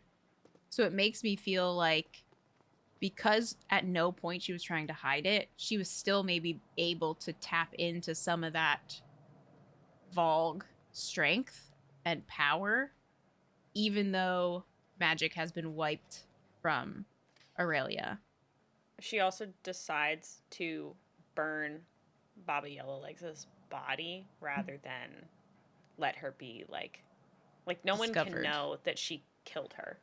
Because if they find out that she killed her, then there'll be questions about, like, why? What did Baba Yellowlegs tell her? She even makes a comment about, like, she wants to go and scold Dorian for, like, being so stupid as to ask her questions. And let her live to sell his secrets. And she's like, I can't even do that because Dorian can't even know that I killed her and that I got all of these answers. So she's just like annoyed she can't go give Dorian shit for making a stupid decision. Yeah. And as soon as she like basically hides all the evidence, burns her body in the big oven that was inside the tent, and then like goes to Mort and like debriefs with Mort back in like Celaena's tomb. Yeah. Elena's tomb. And he immediately knows, which is crazy because she like cleans herself off and like goes down, like gets rid of everything, and Mort's like, ugh, did you kill her? He like, goes, I can smell which it on Slayer you. are you? Another lovely title to add to your repertoire. And she was like, That's a how do good you title. know this? And he's like, I can smell her on you. And you're like, holy Smell shit. her fury and her wickedness, which is also a sick line. He also like warns her that like, hey, so there might be some repercussions later maybe to what you just did because you killed the leader of their clan. Just keep that in mind for later. The ma'am. oldest witch matriarch Yep. of, you know, the witch kingdom, but that's fine. And if he can smell her on him, there's So very strong likelihood that they will be able to smell her on Celaena. Yeah. And like make a deduction there. Yeah, She you goes, killed she a witch, grimaces. and I you're hope now you're marked wrong. by a witch. Because she also, that's the other part, is she claws her, Like tunic. like she gets her here, claws something. into her, like by her collarbone or whatever. And those are going to scar. Like those marks will be on her forever. And she's now like been marked by a witch. So hopefully she doesn't run into any of those. Because that could be bad. Yep. We'll find out on the next episode, I'm sure, or the episode after that, or somewhere One of along these. lines. Eventually, we'll find out how this is gonna come back and kick her in the ass. We've got a lot to get through, so it could be any of these. Yeah. He like they talk about the word gates, and she just kind of like wraps up with him, and then like goes back to her rooms because she's tired. Yeah, she She's looks kind of exhausted. at the poem a little bit more. She's trying to put together what Yellowlegs has told her and trying to figure out a little bit more of that. And then she's like, I just can't do it. I'm exhausted. Yeah. I just fought. I just had the greatest fight of my life. I am tired. That was a lot. It was hot as fuck the whole time I fought this lady. She goes back to her room, and Kael's there. He's deigned to speak to her again. Wow, so nice, yay. Great, lovely. He is like rummaging through her fucking shit. Kael, the fuck? He, not necessarily rummaging, I don't think. Glancing over his shoulder, listening for any sign of Philippa. He rifled through the Yeah, he does. He rifled through the documents, there you go. Scribblings, drawings of symbols, and random underlined words. Perhaps they were no more than doodles, he tried to tell himself. So he notices the word marks and is like, what the hell is this? What the fuck is this? Like, what is she doing? Because at this point, he's suspicious of her as being a threat to the kingdom, too. Yeah, like she Not thinks just... he thinks she's a threat to Dorian and to the king, and like his loyalty has always been to Dorian first, which I don't begrudge him. Like, I think that that's fair, especially now that he's fucked up so badly that he's like pretty sure she'll never talk to him again. Mm-hmm. Yeah, so he's rummaging through her papers on her desk and finds like a piece of parchment that sticks out, and it is Celaena's will, and he leaves everything to Kael. She leaves all of it. All of her, it says she'd given everything, every last copper, to him. His throat tightened as he stared at the sum and the list of assets, including an apartment in a warehouse in the slums and all the wealth inside. Mm-hmm. What is this apartment in the slums? What is this? What is this place that I've never heard of until right in this exact moment? Like, what? Miss Sarah. I mean, so you know from other stuff that they've talked about that like she had a place when she was the assassin. Like She don't really talk about it, like, at any point, really. I mean, I think you're just meant to assume that, like, you know, before she was captured and thrown into Endovier, she lived somewhere. They talked about her being at the Assassin's Keep and that she never wanted to go back because that's where Sam died. Or he died because of that. So, like, and then she's Mm. captured immediately in that spot. So, like, at no point did I think she had like a separate Oh, location. I think I when I thought was she reading lived it, like, in, that you thought that she, like, lived in the Assassin's Guild. yeah, I don't think that that's what I assumed. I assumed that the Assassin's Guild was, like, the place that she like trained. worked, but, like, and trained, and, like, maybe she lived there. I think I was thinking of it more of, like, a military thing where it's like, as you get higher up in the ranks, like, you get like, you would get permission to, like, go and live somewhere else, because, like, you go and get your jobs, but then you go and execute on your jobs. And, like, she, to me, she wasn't, like, a prisoner, like, the same way that It felt more like barracks than anything. It felt more like yeah, but, like, I, the I think of Assassin's it Guild the is a same way barracks. as, like, Archer has his own place because he still has a debt to this woman, but, like, he performs his business and then he goes back to, like, his space. Mm-hmm. So that's, I think, more of what I thought it of. But I mean, you could be right. Like, it's not He's also specifically older than referenced somewhere. she was. Like, at the time that she was But doing all I this stuff, think she of it was more like, of, like, she was so good at what she was doing that I could see them giving her that, like, special treatment of, mm-hmm. like, giving her that perk. At no point did I ever get the idea that Arobin was a good enough person to see her as like, you're wonderful. Fair? Here's a gift. Yeah, You can go fair. and live in your own apartment. I think it's more of, like, if I give her a little bit of freedom, she'll stay in line. Maybe. My brain pictures Arobin similar to the king. Like they are on a It's not a terrible assumption to make. Like, level playing field in my brain. And so is Clarissa or Clarisse or whoever the fuck the Archer yeah. person is. Like they're all on the same like level of They all suck. we They all just want manipulate control. children for their own gain. So, like, I'm not Yeah. not gonna Arabin is caution like a you low against that scale opinion. king. He's like, Mm-hmm. I'm gonna have my own little thing and I'm gonna make all this money. He's like Yeah. a drug lord, but for assassins. Yeah. He's like the That's pimp. a good comparison. Yep. So he's very much not a good person and he wants his He's the people in mafia line. don. So it doesn't feel like he'd be giving her much of anything. So this apartment I don't think he knew that it existed. Which is why I think it's written down in her will. Like I don't think anyone knew she had a separate place that she was living.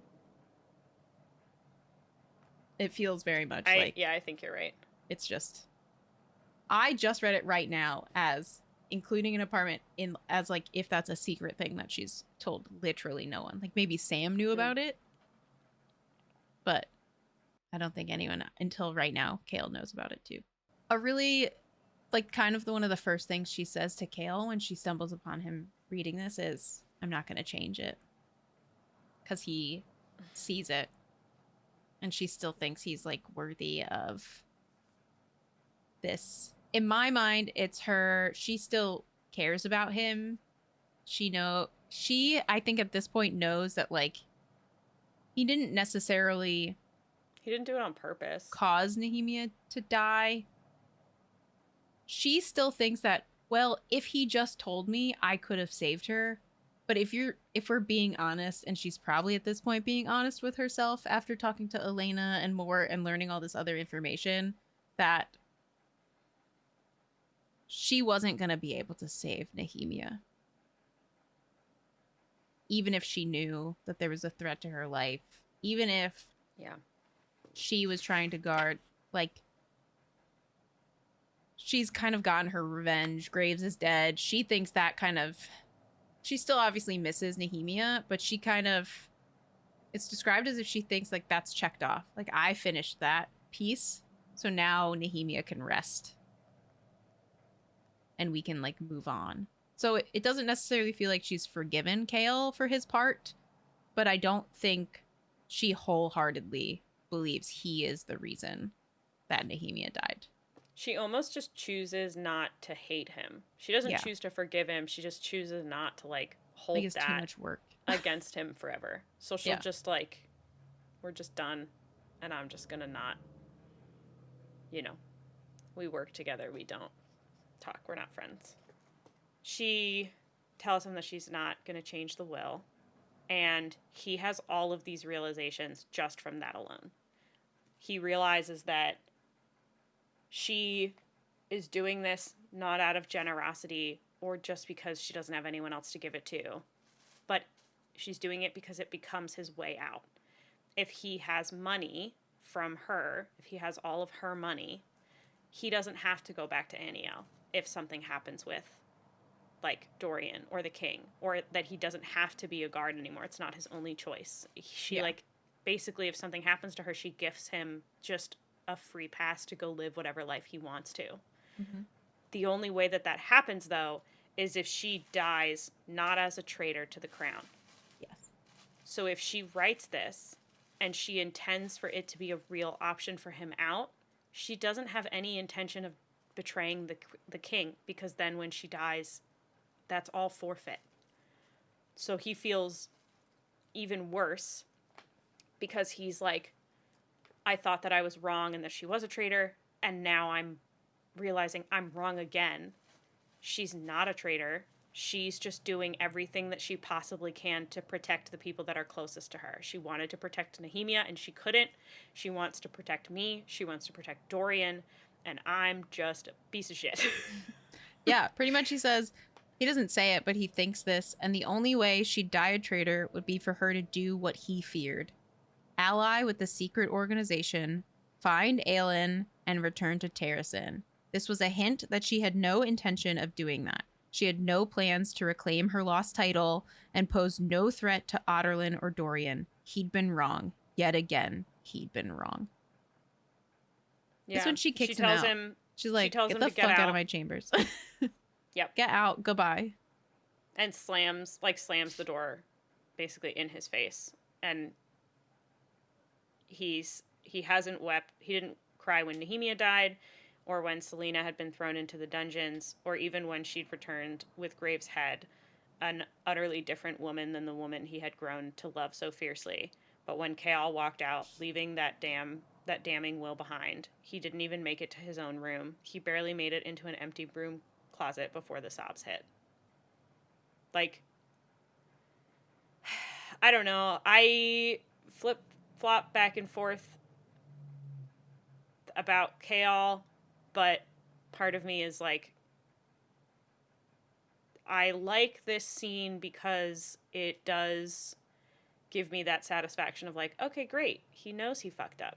Mm-hmm. And he knows that he questions her loyalty to them and is wrong. And then realizes how much he's broken that relationship because he didn't trust her. Mm-hmm. There are multiple, like the whole series so far, book 1 and 2, there's so many points where he makes comments where he doesn't trust her, or you're an assassin, or this, that, and the other thing. And then it always comes back. Like in that scene, it says, yet again, I was wrong. Because he's now finally realizing, like, hey, I keep just jumping to conclusions about Celaena and Dorian and all these people that care about me and are my quote unquote friends. And here we are again, and I am just being a piece of shit, I guess. I'm an idiot for like the 10th time. We're now at the library. This Here are the final 10 chapters of the book, pretty much. Final 100 pages. So this next section is just a full fucking sprint to the end of the book, because this is just how she writes. The last 100 pages is just when everything goes down, and the like thing with the will is like that last bit of like, okay, we're gonna a little reprieve, a breath, and now shit gets crazy. Back into it. And we didn't really touch on this on part 1, but there's a point where she goes into the library and she finds that iron door we talked about in part 1. And so this is that she's going back to the library. She's like in the very back of it, like as far as you can go in the library. It's dark, it's dusty, like no one's been back here in years and years and years. And she now knows a bit more about the word marks. And so she uses a word mark spell to open the iron door to go through and see what's down here. So she gets into the library. She uses the word marks to open the iron door. And I think one of the things that was like so artfully crafted was how you light the torches that light up this. So it starts off where she obviously has a torch. She lights it and then she keeps going. She has this, well, not a torch, it's a lamp. And she lights kind of one lamp as she's going down and another lamp as she's going down and another one. And she follows down these stairs and there's, I don't remember the exact number, but it's like 12 other iron doors that are all locked on either side. So that's like 6 on each side. And then at the end is another one. So she uses the word marks again and opens the end iron door. And it goes downstairs again. And as she's walking down, she's like, what is this place? This isn't like the dungeons that I was kept in or that Caltaine was kept in. Like, what is this? And she goes down the stairs again. And then there's 9 iron doors on either side. And she gets to the end again and goes down another set of stairs. And she just keeps going deeper and deeper. And she's like, how far down does this go? And then it's 6 doors and like 4 doors. And then she finally gets to the end where it's just one. She goes down a hallway. It's 1 door. She gets to this iron door and it's scratched and dented and she's confused as to what is back there, and she opens it with the word marks. And when she enters, this place is wooden more so than iron, and there's all of these pieces that are fallen and dilapidated and broken down. And she lights all these torches and is like, what was down here? What happened? There's an altar down there that she's like, what type of things happened on this? She doesn't notice any beings or creatures in this area. She just keeps walking through it and she's just taking note of her surroundings, of being like, something doesn't feel right. She gets this like cold feeling again that is pretty spot on with like when Dorian was feeling his magic. And so she gets to this end and she starts to get, as she's moving down, she's getting these headaches that are starting to increase as she gets to the bottom. And you're like, okay, so now we have cold and headaches in one location. Like, what the hell is going on? And she finds the obsidian like wall at the base of the clock tower. And so she goes all the way up and she realizes where she is. And the walls, they're obsidian, but they're glowing in a manner that is very representative of the rings that the King, Parrington, and Roland all have. And so they look as if they're kind of living. Mm-hmm. So this obsidian stone is just like this living being that's here. So in my mind, I chalked it up. She's getting all these weird, like, goosebumpy feelings because she's now stumbled upon this obsidian, which is living. Yeah. And then it's described as shimmering obsidian walls surround her, reaching high, high, high, so high that she couldn't see the ceiling. She was inside some sort of chamber at the bottom of a tower. Twining through the strange stone walls, greenish veins glittered in the torchlight. She'd seen this material before, seen it, the ring, the King's ring, the ring on Parrington's finger, and Kane's. And now we know Roland. It's the same ring that now Roland has. Yeah. So she touches the stone as well, and the Eye of Elena, which she has as the protection blue for her, it glows. And she realizes that she's in the clock tower, which was referenced a lot in the first book. Also, while she's going down there, she's like trying to piece together what this might be used for. She thinks that it might be from the time of Brannon or Gavin as like a their like old holding dungeons. area, like their magic dungeon for powerful magic beings. Mm-hmm. Um, Because it and is is noted like just, very early on that iron is the only thing that can stop yeah. magic or hold in magic. There's So iron chains dangling from the walls, dark stone covered in white marks, dozens of long, deep gouges in groups of 4 fingernails. It's just like whatever was kept down there. There are so many cells, and that lead to this like final big obsidian stone tower or obsidian tower with iron chains. Like this has to have held something horrifying mm-hmm. and strong enough to be able to make claw marks in stone. Mm-hmm. But Is then be kept in by this iron. so cool. So Yeah. great. So then, of course, similar to the scene with Baba Yellowlegs, who I keep wanting to call Baba Yaga because, you know, Yeah. um, similar to that, we get this like info dump, and then let's cut to Dorian because that makes sense. Well, it's fine because Dorian Dorian, is no, fucking following her. well, sort of. So he's down in the library trying to look up his genealogy still. He's still trying to figure out why the fuck do I have magic? Nehemia's not here anymore. I don't have anyone. So I still have to figure this out. And he is down in the same area and he notices who's that figure moving in the darkness towards a door Sure. that's kind To of be fair, glowing. he doesn't set out to follow her. Yes. He happens to be in the same place, but then he follows her. Yeah. And he goes, I think that's Celaena. And so he follows her and she goes down. And he stays kind of behind her.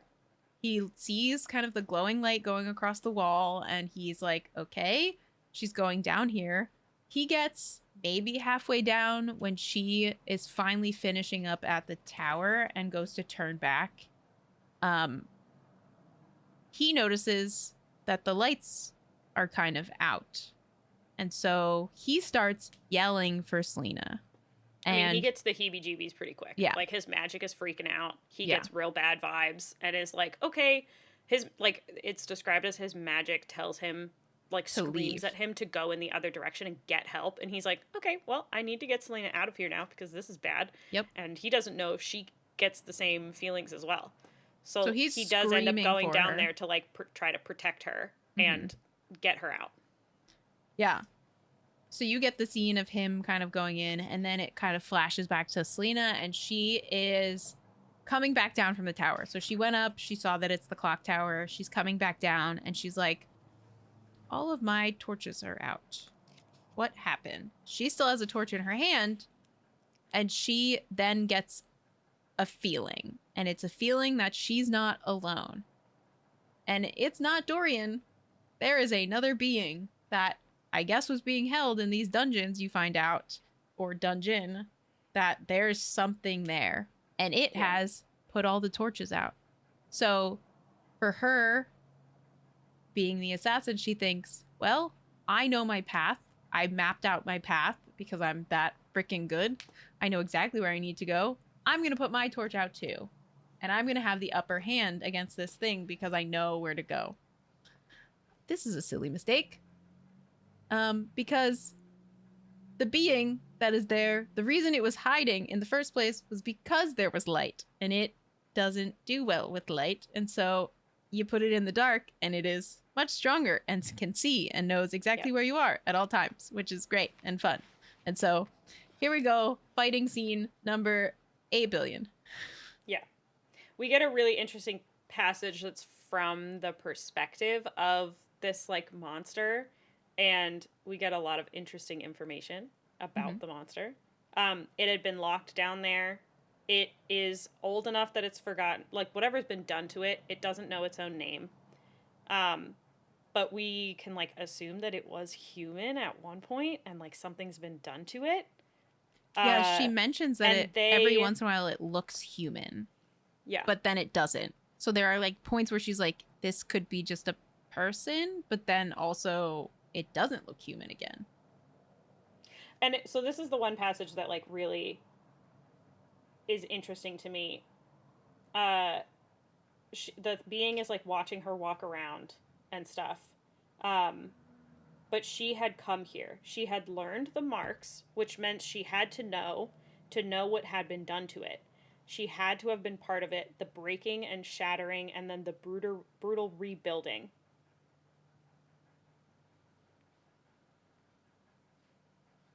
What that?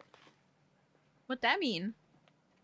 I just think I find it interesting because I think that that means that in some way the word marks like had to do with whatever happened to this thing. So she goes down there, and the being knows about the word marks, locking it to Which could these either mean that it's like dungeons. really old and would know about it, or that the word marks have something to do with it. So as the scene plays out, you get a bit more of the person's backstory or the creature's backstory, and you get Celaena's like inner dialogue of, oh, it's smart. Like it knows that people have been coming down here to do things to it and using this very specific thing to go in and out of the iron gates. And she also flashes back to a scene from book 1 where she stumbles on a being in the hallway when she's going to the library. And it implies that this creature was that being that traveled the halls at night. And so it knew how to go in and out of the gates, the iron Mm. gates, because it knew from seeing the king or whoever was torturing it go in and out using the word marks to open these iron gates. Yeah. It's smart. Hmm. It also there's also a reference to it talking about Elena, the Eye of Elena. Um, it mentions that the blue light had been enough to keep it away, the blue light that had tasted of power, Hmm. which is interesting. Hmm. So it's not just it protects her in some way, but it protects her by the power that exists, I guess, through it. So like the it also mentions like this is when it talks about that she'd put the torches out. Now there was nothing to stop it and no one to hear her. Hmm. Um, and it like goes to strike, and then the eye of Elena like burns brighter again, Hmm. and she hears a hissing noise when it burns brighter, which is like the only thing really that saves Celaena is that it ends up making this noise because or that saves Celaena because it ends up making this creature like react to the fact that the eye of Elena burned brighter. Yeah. At this point, you then know Dorian has made it to the third tier of dungeons or of cells. You know how she passed through all these things. He's made it about halfway to her, and he Yeah. hears a scream that doesn't sound human. So he knows it's not Celaena, or maybe it is. He's not sure. So he immediately starts panicking. And then he just runs. He runs Yeah, towards he's the booking it. sound. Sounds great. Screaming Celaena's name. Yes. So he gets down there. He's talking about his magic fizzing, and he feels it. It's telling him to leave, and he's like, "No, I need to save her," and just keeps pushing on. Um, It's such a funny like comedic yeah, timing thing of like he's running down towards her and then he just hears Dorian run yeah, and just sees her like full sprint at him like let's go, we gotta get out of here. yeah. It's like She turn around. grabs him and is just like, "Let's go, keep going." And he's like, "What the hell is going on? What the hell is it?" And she's like, "I have no idea, but we need to fucking move now." And so then they pivot and run back up the stairs towards the library. As they're doing so, she's closing the iron doors, but she knows that it knows how to get out, and it now sees her as an enemy. And it came into her house. People were leaving it alone for a really long time. She kind of woke up this beast inside it that wanted to fight back. And so it chases them up. And they end up using word marks. So they get to the top. She's holding the door shut. It's trying to get out. They're at the top of the library. Celaena's doing her best. Like, she's like trying to think of a way to put a lock on the door so that she can trap it yeah, in there, and like does like she's like, the only thing I know that could do it is the word marks, but it the knows how to holding use the word spell. marks. So Yeah. she starts panicking, and she just asks Dorian to like help her push on the door and hold the door. And then she realizes that the door is actually holding, and is like immediately is like, what's going on? And she realizes that Dorian is using his magic to Hmm. hold the door He's closed. sweating. And she starts panicking because now He's going if to burn out. he's going to burn out if like she doesn't figure out another way to help him keep the door closed. She then And sees she the can't he Walking can't Dead yeah. book, and she's like, go get that right now. Get that book right now. And so the Walking Dead book has been referenced many times. It is the one that has all of the word marks that do spells. Like, pretty much all the spells that she has done so far has been in this book. And so she has him grab it, and she says she finds the one that's to bind or to contain, and Mm-hmm. she does the word mark on the door to bind it as it's about to come through. And he pretty much is like, this will work? Question mark. She's like, I sure hope so. I have no idea. It's a shot in the dark, and we're gonna figure it out together, but hopefully it does. And it does work. The creature kind of barrels through the door but gets stuck as its head like goes through, so it's stuck in the door frame pretty Yeah, much. it's like you have to, since it's a binding and holding spell, not like a lock the door spell, they have to, Pass she goes through. like, we have to open the door to know that it'll work, because it Mm-hmm. has to actually pass through the doorway for it to bind and hold. So they're just like, are you sure? It's And like, she's like, not really, we just gotta figure it out. So But like luckily it Dorian does takes work. 2 steps back. She's like, okay, I'm gonna open the door now. And they're both like ready with their swords, like, okay, if it doesn't actually hold, we'll figure this out, I guess. So it Yeah. does hold. It, of course, looks at her. It's angry, but then she also makes a note about its face that it like had this sort of peace to it. Like, it knew it was gonna die in that moment and accepted it and was grateful for it. Like, it had been It had suffering like for a really long time. a face of relief. Mm-hmm. So it gets trapped in the doorway, and she has this moment with the creature, and then she kills it by cutting its head off. As she does. Signature Mm-hmm. move. Yeah.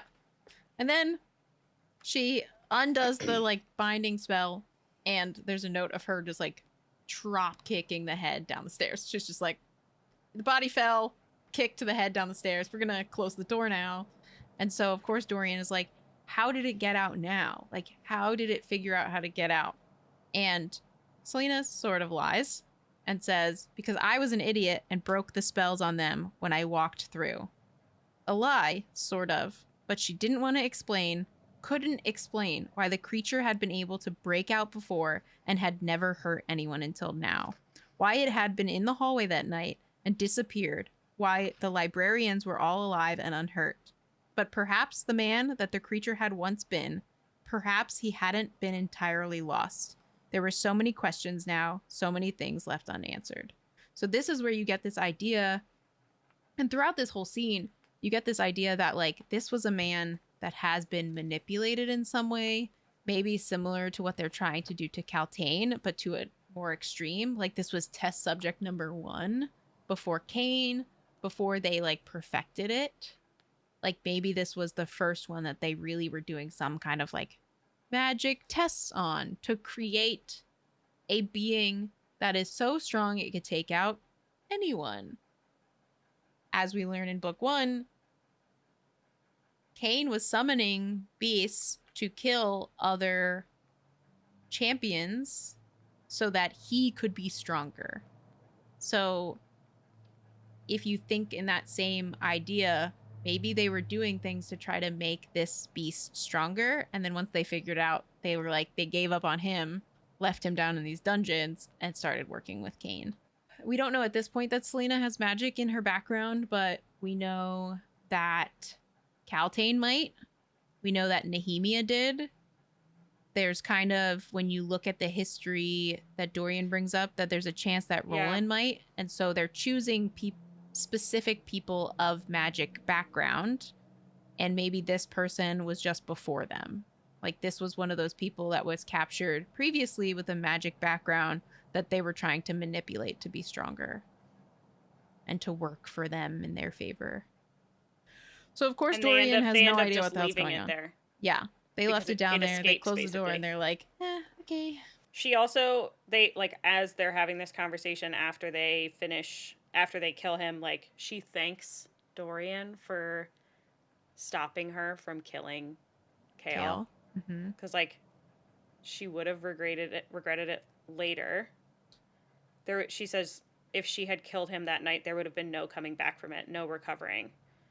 In some ways, it might have made her into just another version of that thing in the library. It made her sick to even think about it. No matter what your magic might be, it saved more lives than his this night.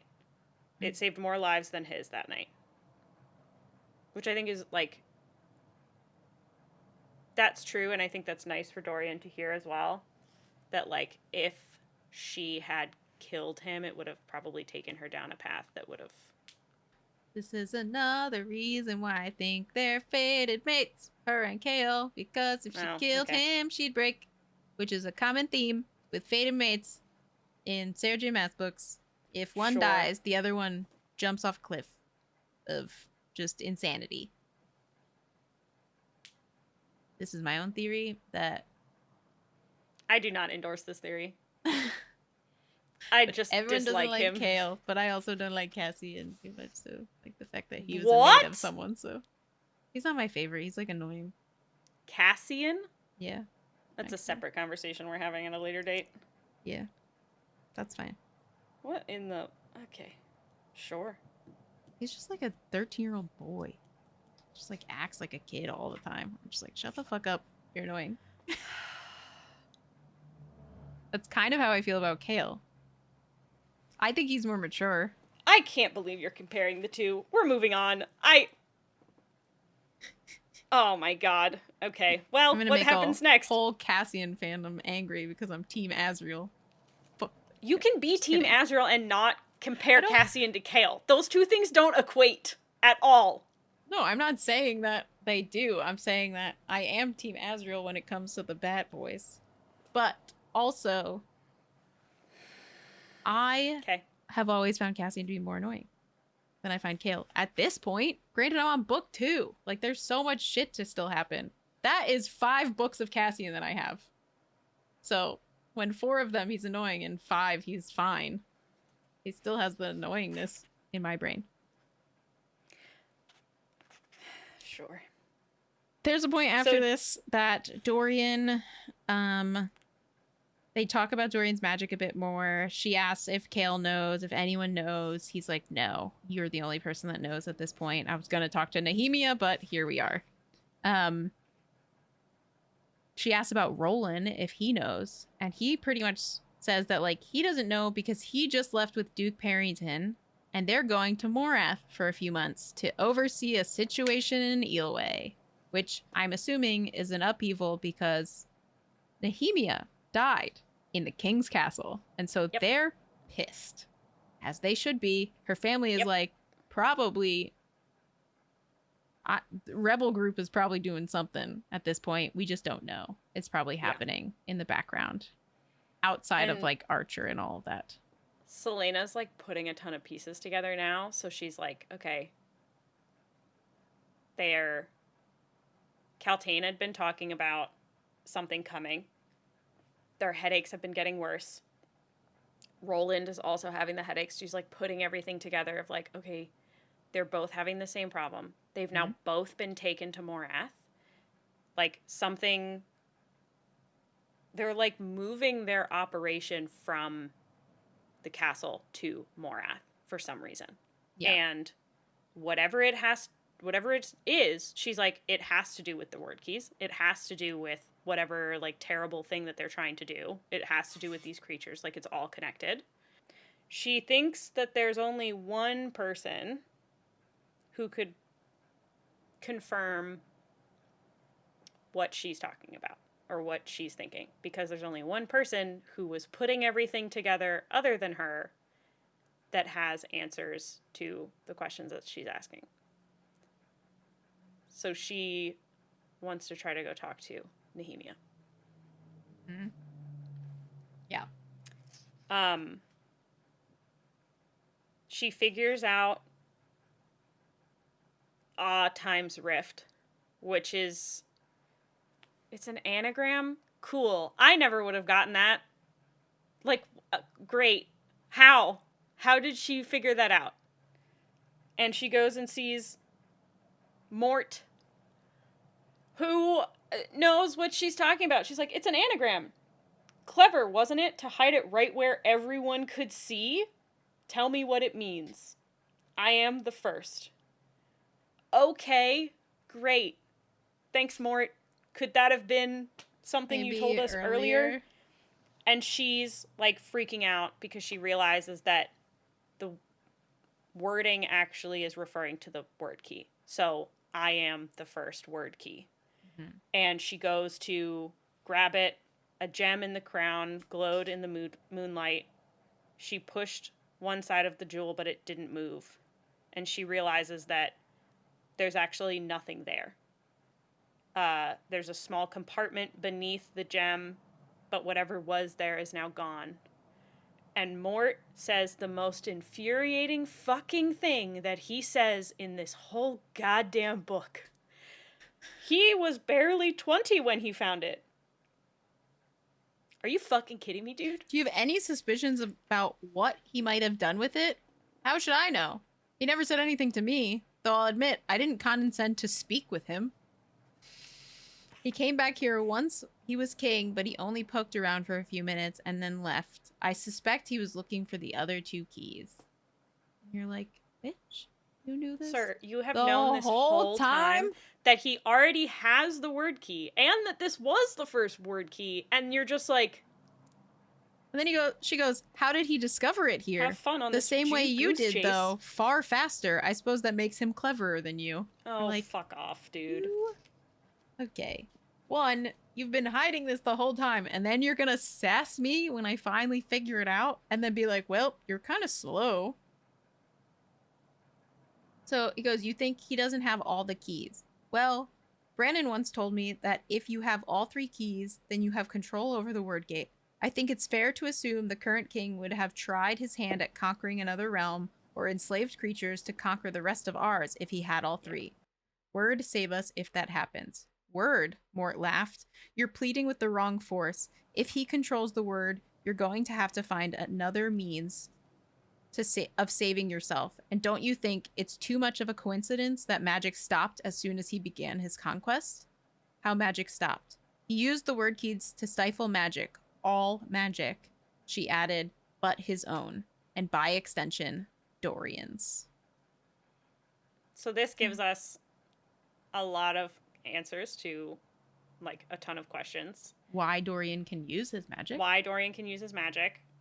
Why we're, like, it's absolutely confirmed that he doesn't have all 3 keys, because otherwise, like, Mort's right, he would have just taken over everything. Like, he would have that kind of power.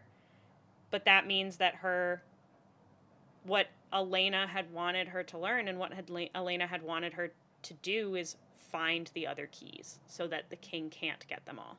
Yeah. And she's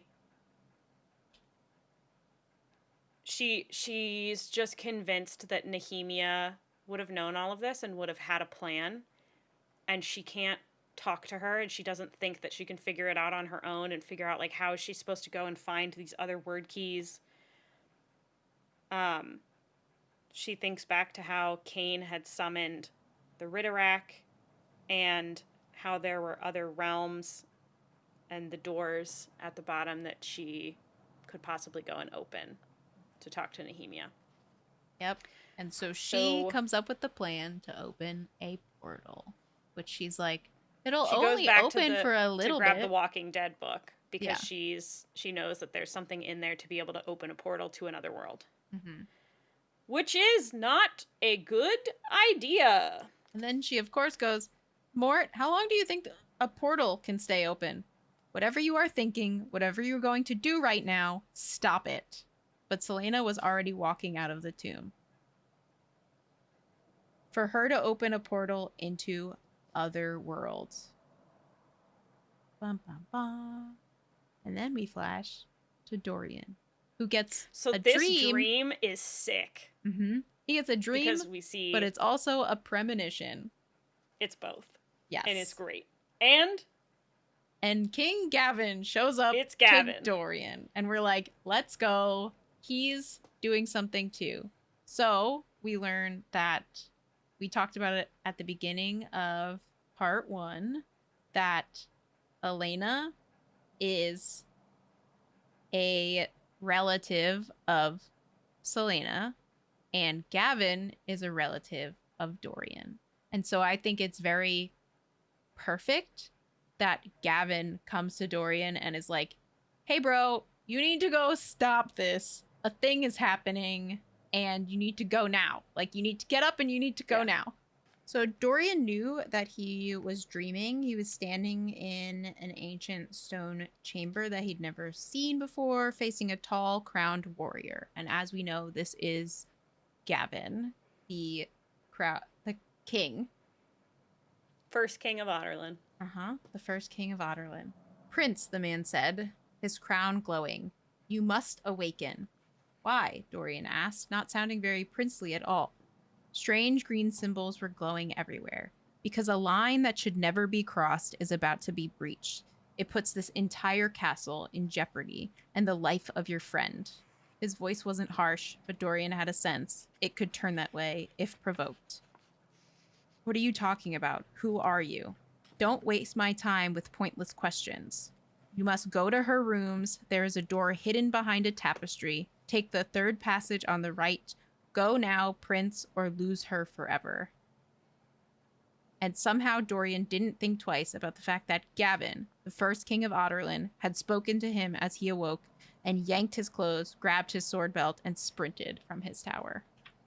So he, of course, runs as fast as he can, and he pit stops to pick up Kale on the way. And he's like, we gotta go. Kale's like, what's happening? What's going on? He's like, I don't have time for this. Just come with me now. Celaena's in trouble. Like, let's go. And so they, of course, run. They run to the room. They run to this door, exactly like Gavin says. They go push the tapestry off. They open this door. Kale's like, that's how she got out to kill Graves. Like, he's putting it together. This is how she's been leaving. Or how she went and got weapons again somehow. And so they go down and they find her down in they don't go into the sarcophagus. They take a different passage because she was trying to find an area that was like large enough to summon a portal. And they walk into her opening a portal. Well, not opening it. She has opened it. She's opened the portal and Nehemia has come to her as they're running to her. And she does actually like get a reunion with Nehemia, and Nehemia's first reaction is like, you're an idiot. What are you doing? You can't open this kind of shit. You can't do this. Yep. No. Now close it goodbye. She tells her, if you do this again, something other than me will come out. You can't do that. But she does get some closure, which is so beautiful. She tells her she's sorry. Nehemia says goodbye, but before she leaves, after telling her, like, don't open this stuff again, she basically tells her that, like, she knew what she was doing, and she knew, like, what her destiny was. She calls her Alentia again, which is the name that she gave her in the first book. You will not understand yet, but I knew what my fate was to be, and I embraced it. I ran towards it because it was the only way for things to begin changing, for events to be set in motion.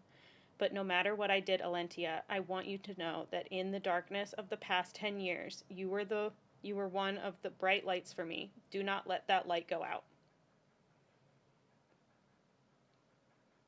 And And she disappears. she disappears. And Celaena begs her to come back. And this is But when she was gone. Archer shows up and he's like, I don't believe it, and sees a portal. So we don't know if he saw the entire interaction. We just know that he saw a portal and he knows that Celaena opened it. And at this point, it really clicks that Nehemia did not inform Archer about all the things that word marks can do and how they can open things because she didn't trust him. Yep. And Archer basically reveals exactly why she wouldn't trust him. Yep. She puts together a tattoo that he has, the note that she had found that said "Do not trust," and then just had a drawing. She thought that it was a seal. Wyvern. She thought that it was like a royal seal because the Havalier banners, I think, are like a wyvern. So she thought that it was like "Don't trust the king," but she sees the tattoo that is on Archer's body, and it's the same one that she drew. Mm-hmm. So she's realizing that that Nehemia didn't trust Archer, and Archer reveals that they'd had all of these conversations of like Nehemia was adamant that the word keys would need to be destroyed. Mm-hmm. And if Archer they was were like, to be no. found, that they need to be destroyed because they're too powerful. And Archer and her had gotten into a bunch of arguments that were basically like, no, we should use them. Like, if he's going to use them, like, we should use them to take him down, and then we can create the world that we want to create. And Nehemia is like, nope, that's not how that works. I want not zero dictatorship.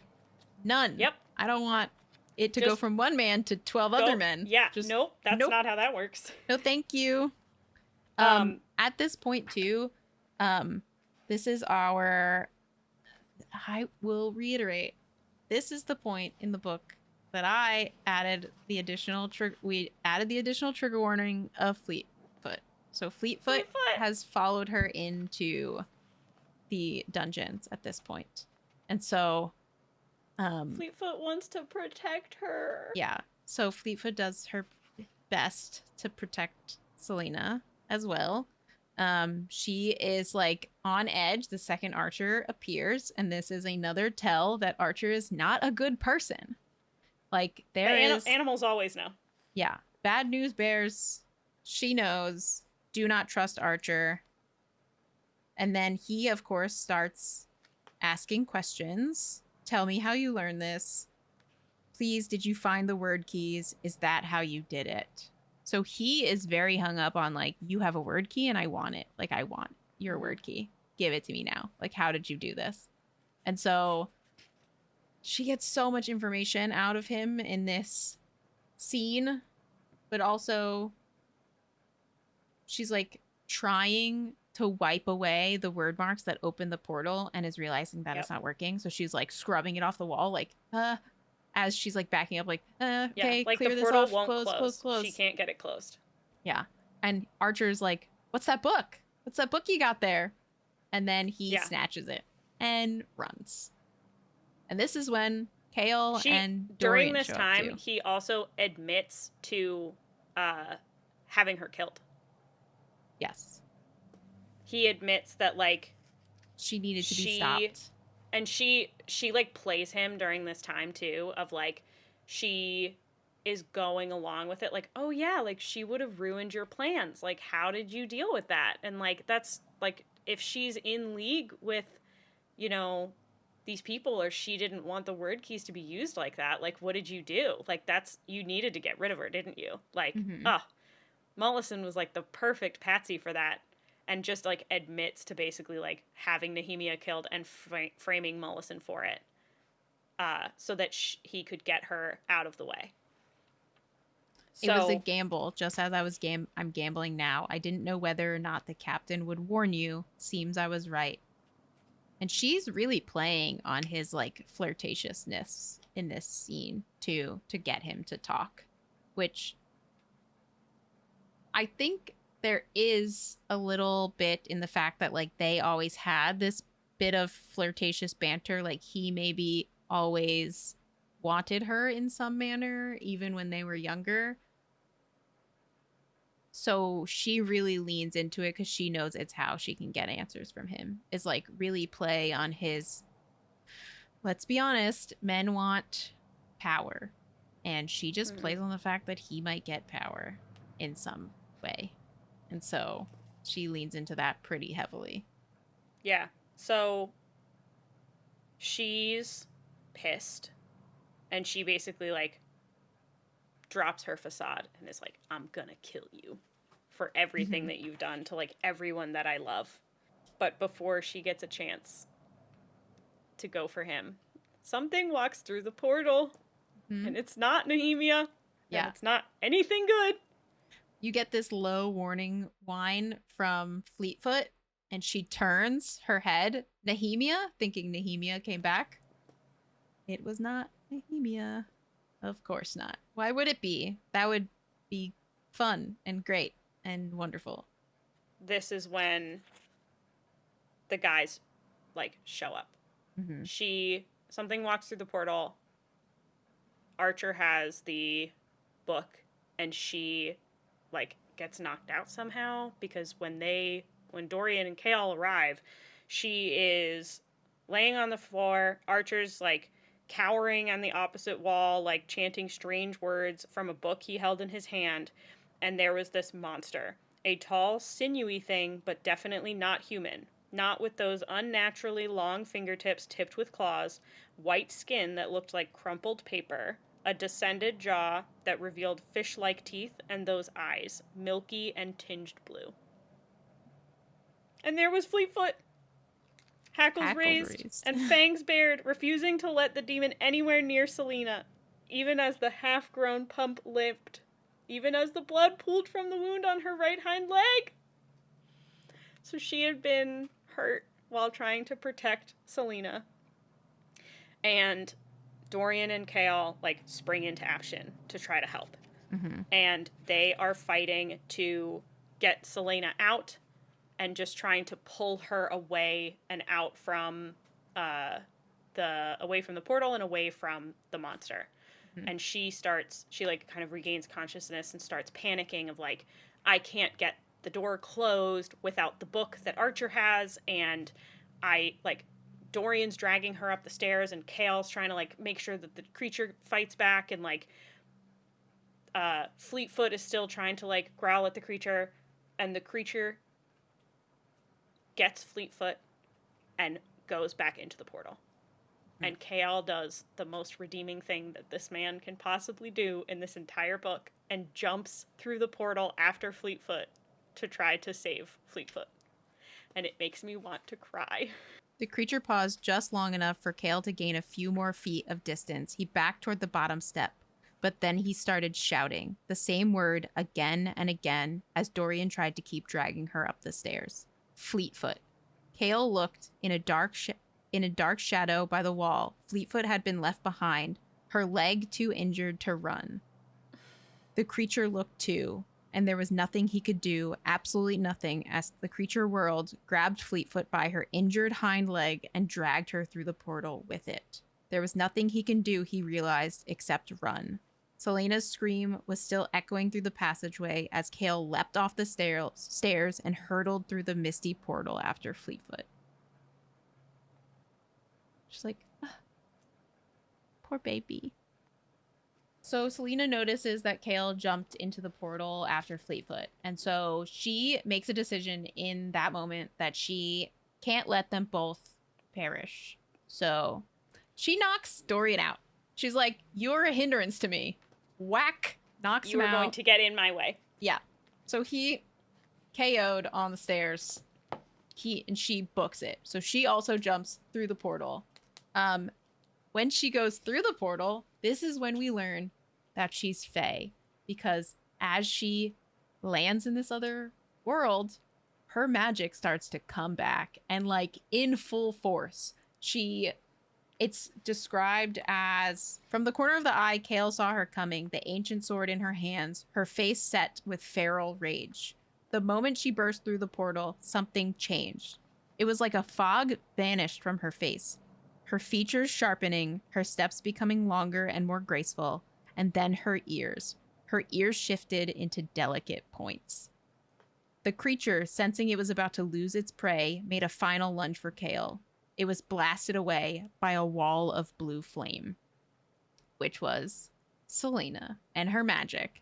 And so then he goes, Celaena is Fae. Like, this is just, now this is knowledge. And so she fights this beast as a Fae with her full magic. Meanwhile, all of the injuries she's had thus far, because she's Fae, has healed. Like, this is just what happens when you're Fae. You have just, like, immense healing ability. She tells Kale to run because her magic is a living thing and it wanted out, and she was just as likely to hurt him as she was to hurt the creature, because that portal might close any moment and seal them here forever.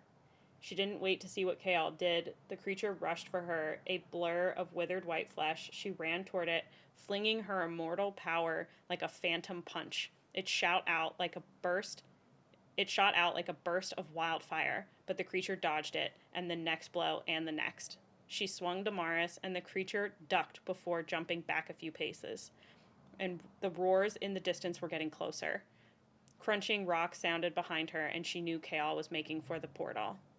She's just trying to stall for time. The demon began pacing, then the crunching stopped. That meant Kale was in the passageway again. He must have carried Fleetfoot with him. He was safe. This thing was too smart, too fast, too strong, despite its gangly limbs, and if others were coming, if more got through the portal before it closed.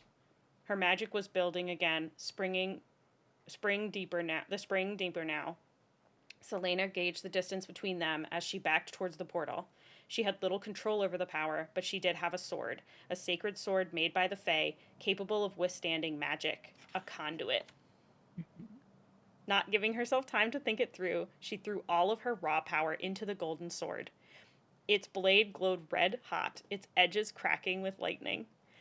The creature tensed as if sensing what she was about to do. As she lifted the sword over her head, with a battle cry that shadowed through the mists, Celaena plunged Damaris into the earth. The ground cracked towards the demon, a burning web of lines and fissures, and then the ground between them began to collapse, foot by foot, until the creature was sprinting away. Soon there was just a lip of land surrounding Celaena, backed by the open portal, and a ever-growing chasm before her. She wrenched Damaris from the broken earth. She knew she had to get out now, but before she could move, before she could get to the portal, the magic rippled so violently that she sagged to her knees. Pain flashed, and she shifted back into her clumsy, frail mortal body. And then there were strong hands under her shoulders, hands she knew so well, dragging her back through the portal and into Aurelia, where her magic was snuffed out like a candle. She fucking destroys, like, this area of the world and just creates a never-ending chasm with her sword and her epic power. And Kale and Dorian, like, see it through the portal as she's being dragged back. Kale like, does. Oh, fuck. Dorian doesn't see anything because he's out. He's knocked out. Oh, you're right. He is still knocked out. Well, he comes to just in time to see Kale dragging her out, and then... Oh, no, he sees it, too. He 100% sees it, because he says that he comes to just in time to see Kale hauling Celaena back through the portal, and then he says in his head, what happened? There had been a land of rock behind that portal, and now there was nothing but a small ledge and a massive crater. The pale creature was gone. He just doesn't see that she's the one that did it. Yeah, he doesn't have any context for it. He mentions later that something was wrong, Dorian realized. Something was wrong between them. Kale wasn't touching her, wasn't helping her up. So, like, Dorian saw that the world has been destroyed over there, basically. Kale saw her actually do it, and now Carol's, like, kind of scared shitless, which, to be fair, he has some right to be. Like, if I saw that from someone that I The know person and I love, love I'd is be a like, fae, oh, and I had fuck! no idea. And she's so strong and Ooh, powerful, and that's like really could aggressive. end everything. Right? Like, if she just had power, she could end it all. And now I don't Yeah. know what to do with myself because I can't say this out loud because then Dorian would know, and then Dorian, Yep. yep, and he'll tell the king, and then she'll die. So she immediately starts panicking because her magic has burned out. Like, she can't close the portal. So Especially since it's been she, snuffed. Like she yeah, used it like and then she used immediately it. came back, and it was like Yeah. There's no like nothing left recharge. for her to Yeah. do.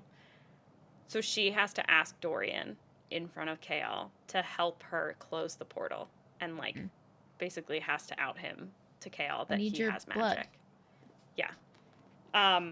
Which doesn't freak Kale out as much as everything that Celaena I don't gets think he really revealed. notices about Dorian having magic either. He just is like, "What? What do you mean?" I don't know. It annoys me that he reacts better to him having magic than he does to Celaena doing anything ever. I also But thought it was like crazy because like he has this like visceral reaction to her, but then immediately after they work, but do they close the portal? I think I accidentally changed the so they symbol. Yeah, they close it using Dorian's they blood, do. but then Kale's like, "We got to get out of here. Let's leave." And Dorian's like, "I think we all need a drink." And Celaena just looked down the hallway and was like, "I'm I going got to I kill got other shit Archer. I gotta do. I'll be back." And then Kale's like, "Don't you even think about it," pretty much. And she goes, "He's mine." Like Mm-hmm. she's like, this is my vendetta that I need Yep. to close this loop because now I know that he is the one that killed Nehemia. And as she should. He tries to like talk his way out of it, and she the only reason that she almost lets him live is because he basically tells her that Nehemia wouldn't want her to become this killer. Like, that she would be disappointed that her friend, like, became this person. And he almost gets away with it. He almost gets away, and she almost lets him live. And then he, because he's a stupid male who just has to have the last word, basically taunts her and says, she turns and walks away. She kept walking, listening for any sign of him moving to attack her back. I knew you were a good woman, he said.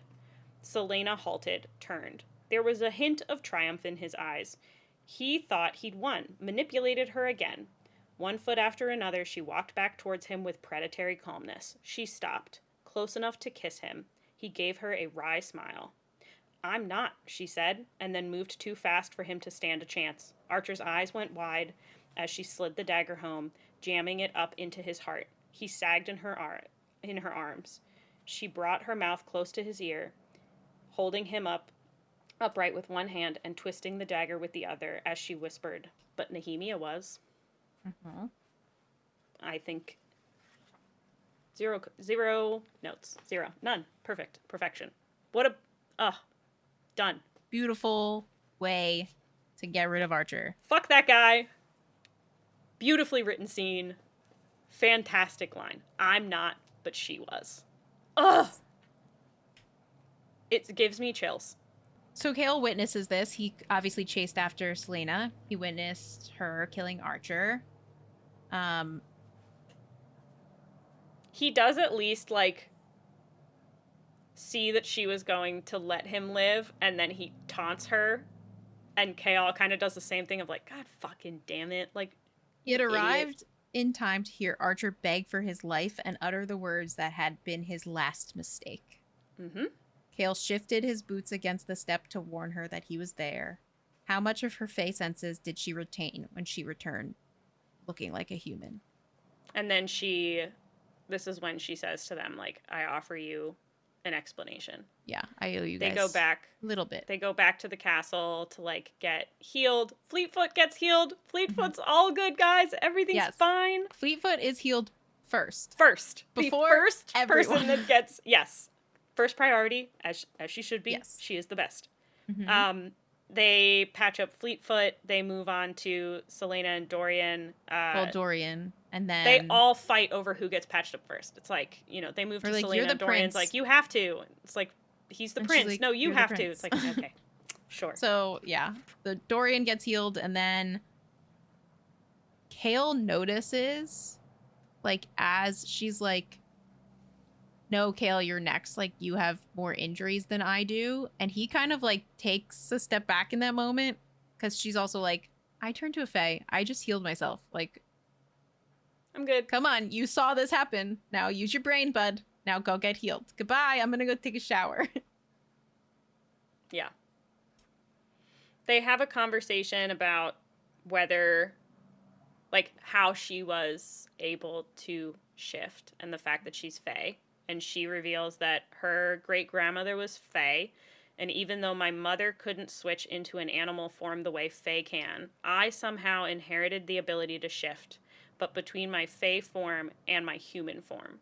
So she doesn't shift into an animal. She can just shift kind of at will between her being Fae and fae human. and her being human, which is super helpful.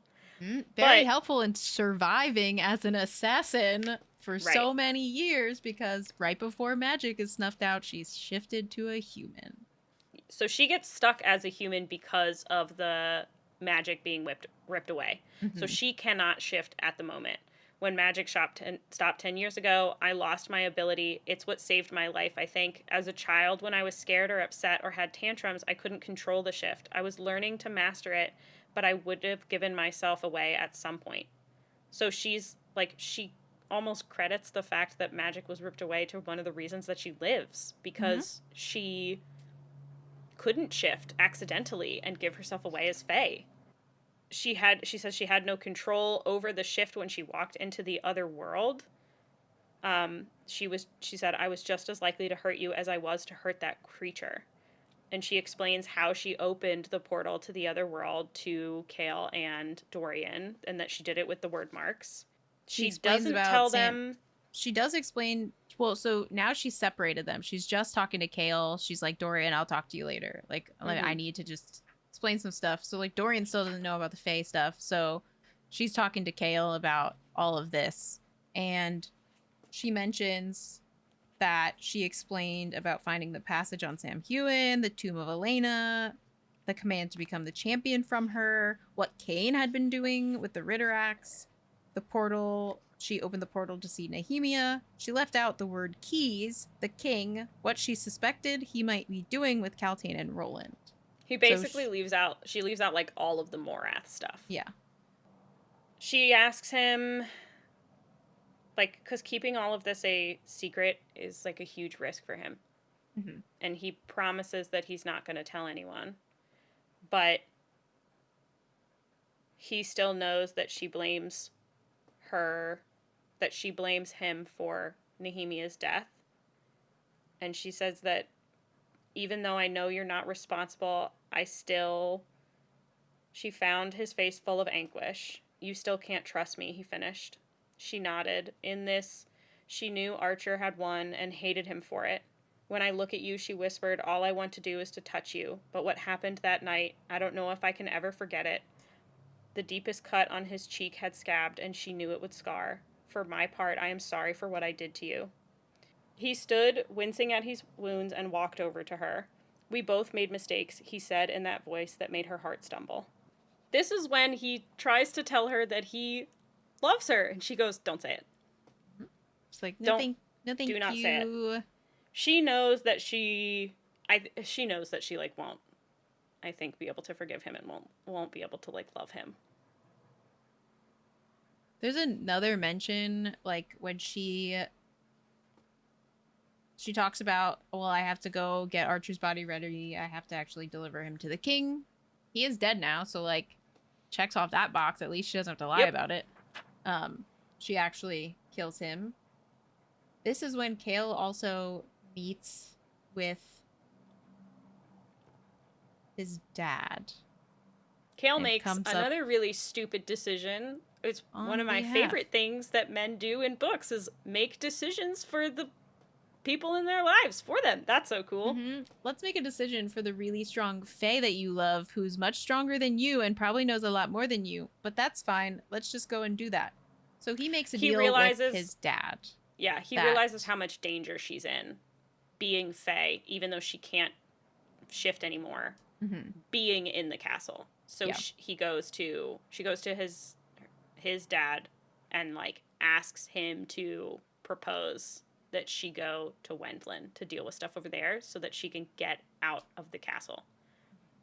And doesn't run it by Dorian, doesn't run it by Celaena and be like, hey guys, what do you think of this plan that I'm gonna make arbitrarily for all of us without talking to anyone? And neither of them, they don't find out until A Celaena gets meeting. called into the throne room. Yeah. And so Kale now pitches this idea to the king with his father backing him. So he says, I think it will be a great idea if we send the assassin to Wendelin to dispatch the heir or the king in that area. So pretty much he wants him, like, he's trying to get the king to be on board with her going and kind of helping take over the Fey realm. She's a woman. Like, women and children are refugees there, so they'll Mm-hmm. take her in with no questions asked. And so Dorian, of course, is like, you're sending her to get killed. Like, she's going to die if she infiltrates there. Like, they're Fae. They're going to kill her no matter what. While Kale's like, she's also Fae and she's going to get protected there. It's going to be fine. They're going to protect her. It's going to be great. But then she kind of later, like, so this whole scene happens in this room, and like the king is like, yes, you leave tomorrow. Like, you're going. And so she's kind of like, yes, your majesty, or whatever the fuck. And of course, she goes back to her room and she's angry, rightfully so, because Kale has made this giant decision for her when she needs to be here to protect and do her mission. He gets her sent off to another world, realm, or not realm, but to another continent for months. And yeah, she pretty much tells him, I have to come back. Like, do you not understand that, like, I need to finish this?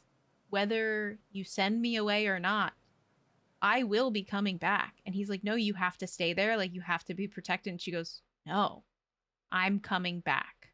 And I'm coming back for you all because I'm not going to let you guys die here in this place. And he also makes this deal with his dad in return for like him going back to Aniel and like becoming like The new going heir. back to being the Lord's son. So like he pushes Dorian away too and like tells him like Dorian's pissed. Like he basically goes to Kale and was like, if anything happens to her while she's in Wendlin, like I'm gonna come for you. Like you're gonna be in deep shit. And Kale uses this opportunity to push him away and tells him one of us has to start leading Dorian, and is just like alienating all of his friends because he knows that it's going to be harder to leave and go back to Mm-hmm. Aniel if he's still friends with. He's just being an idiot, and it's pissing me off. Yeah, as they always do, I'm going to push everyone away to protect them and just only keep me in harm's way instead of all of that. So we're at the Dorian final and two chapters now. yeah, she basically is preparing to leave because she's been Mm-hmm. told she has to go. So Yeah. she prepares to leave. She has a like such a cute goodbye with Dorian, and Mm-hmm. she leaves Fleetfoot with Dorian because she doesn't trust that she'll be able to like take care of Fleetfoot while she's out there doing whatever she has to do in Wenlin. And they have such a lovely Yeah. moment. She says, "Thank you for all that you have done for me, Dorian. Thank you for being my friend, for not being like the others." And she tells him that she'll come back. I'll come back, she said quietly. I'll come back for you. And he knew that there was more that she wasn't saying, some bigger meaning behind those words, but Dorian still believed her. So this is the Ugh. point where we get that she's going to come back. Like, she's not leaving forever. She has to go do this thing and she has to go come up with a plan because she's clearly not going to go kill these people. Yep. She can't. She's definitely not going to be able to do it, her, one singular person, beat in a whole world of Fae. So Exactly. she's got to come up with some plan, but she's going to come back, which is great. So our She goes, last few scenes is her getting sent off. she visits uh, her grave. She visits Nehemia's grave before she goes as Mm-hmm. well. And this is when she promises, she like agrees to fulfill the promise that Nehemia had asked her when they had their big fight to like save the people of Ilwe and to like restore her kingdom and save her people. And she promises her over her grave that she's going to do that. Um, and Wenlin is like, to me, like that first step if she's going to go there and Mm-hmm. she'll find the people that are there and like figure out how to She's gonna put all these pieces in use place. that like area that still follows the old ways, as we said in the ninth chapter of this book and then never mention again. um, that that's kind of like the best place for her right now to be able to go and do that. So Kale sends her to the right place, but it would have been great if like she had a choice in that discussion or whatever, you know. Yeah. She gives him a bunch, like she gives Dorian a bunch of information, or she gives when she talks with Kale, she gives Kale a bunch of information about the word keys and the word gates and says to him like I wanted to stay here so that we could have figured this out together and worked together to do this, but I can't now. Listen, she repeated. If you hadn't convinced the king to send me away, we could have figured them out together. But now. And then she did the most reckless thing she'd ever done in her life. She stood on her toes and whispered the words into his ear. The words that would make him understand why it was so important to her and what it meant when she said she would return and he would hate her forever for it once he understood. What does that mean? He demanded. She smiled sadly. You'll figure it out. And when you do, she shook her head, knowing she shouldn't say it, but doing it anyway. When you do, I want you to remember that it wouldn't have made any difference to me. It's never made any difference to me when it came to you. I'd still pick you. I'll always pick you. Another faded mate's tie in my Sure. brain. I see where you're picking up on all of it. I'm not. There are a lot more signs towards it than I would have ever noticed me Mm-hmm. reading it. Mm-hmm. You also read it before any of the other books, didn't you? You read this No, I read first? it. I did read it after ACOTAR. This was Oh, the okay. last one that I read. I read ACOTAR and then Crescent City, and then I read this. Um, so the thing that she whispers in his ear, Mm-hmm. he goes and does a bunch of research on now. He now has to go figure out what she's talking about, like what she whispered. He goes to her room. He finds, like, goes through all the contents on her desk. Um, and Finds the there's a bunch of stuff genealogy book. about genealogies. And he's trying to figure out why she brought those books here. Um, there was a chronicle from 10 years ago. It was thicker than all the rest, as it should be, given the events that happened that year. But when he saw what was written about the date she had given, everything froze. This morning, King Orlin Galathinius, his nephew and heir, Roan Galathinius, and Roan's wife, Evelyn, were found assassinated.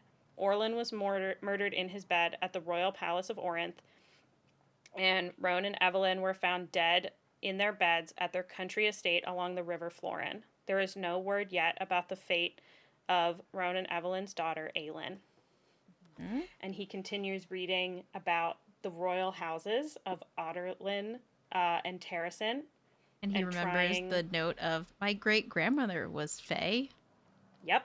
She talks about. He reads through like a huge genealogy of like going back to like the Fae sister queens Maeve, Mora, and Mab, um, and how her line came from them, all the way down to her remembering that her great grandmother was Fae. Kale had to brace a hand against a desk. No, it couldn't be. He turned back to the chronicle still lying open and turned to the next day. Aelin Galathinius, heir to the throne of Terrasen, died today, or sometime in the night, before help could reach her deceased parents' estate. The assassin who had missed her the night before returned. Her body has still not been found, though some believe it was thrown into a river behind her parents' house.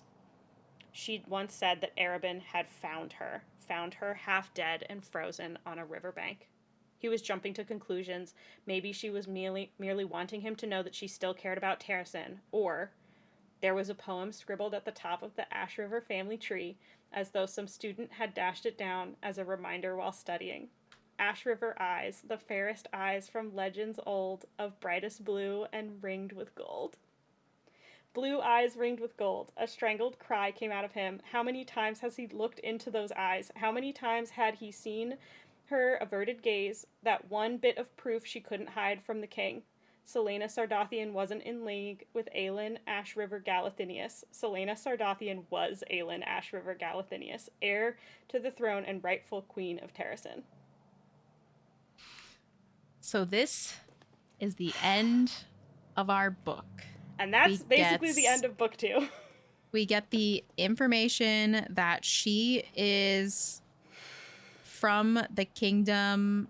She's the heir, queen mauve of the Fae. Like, she is in it.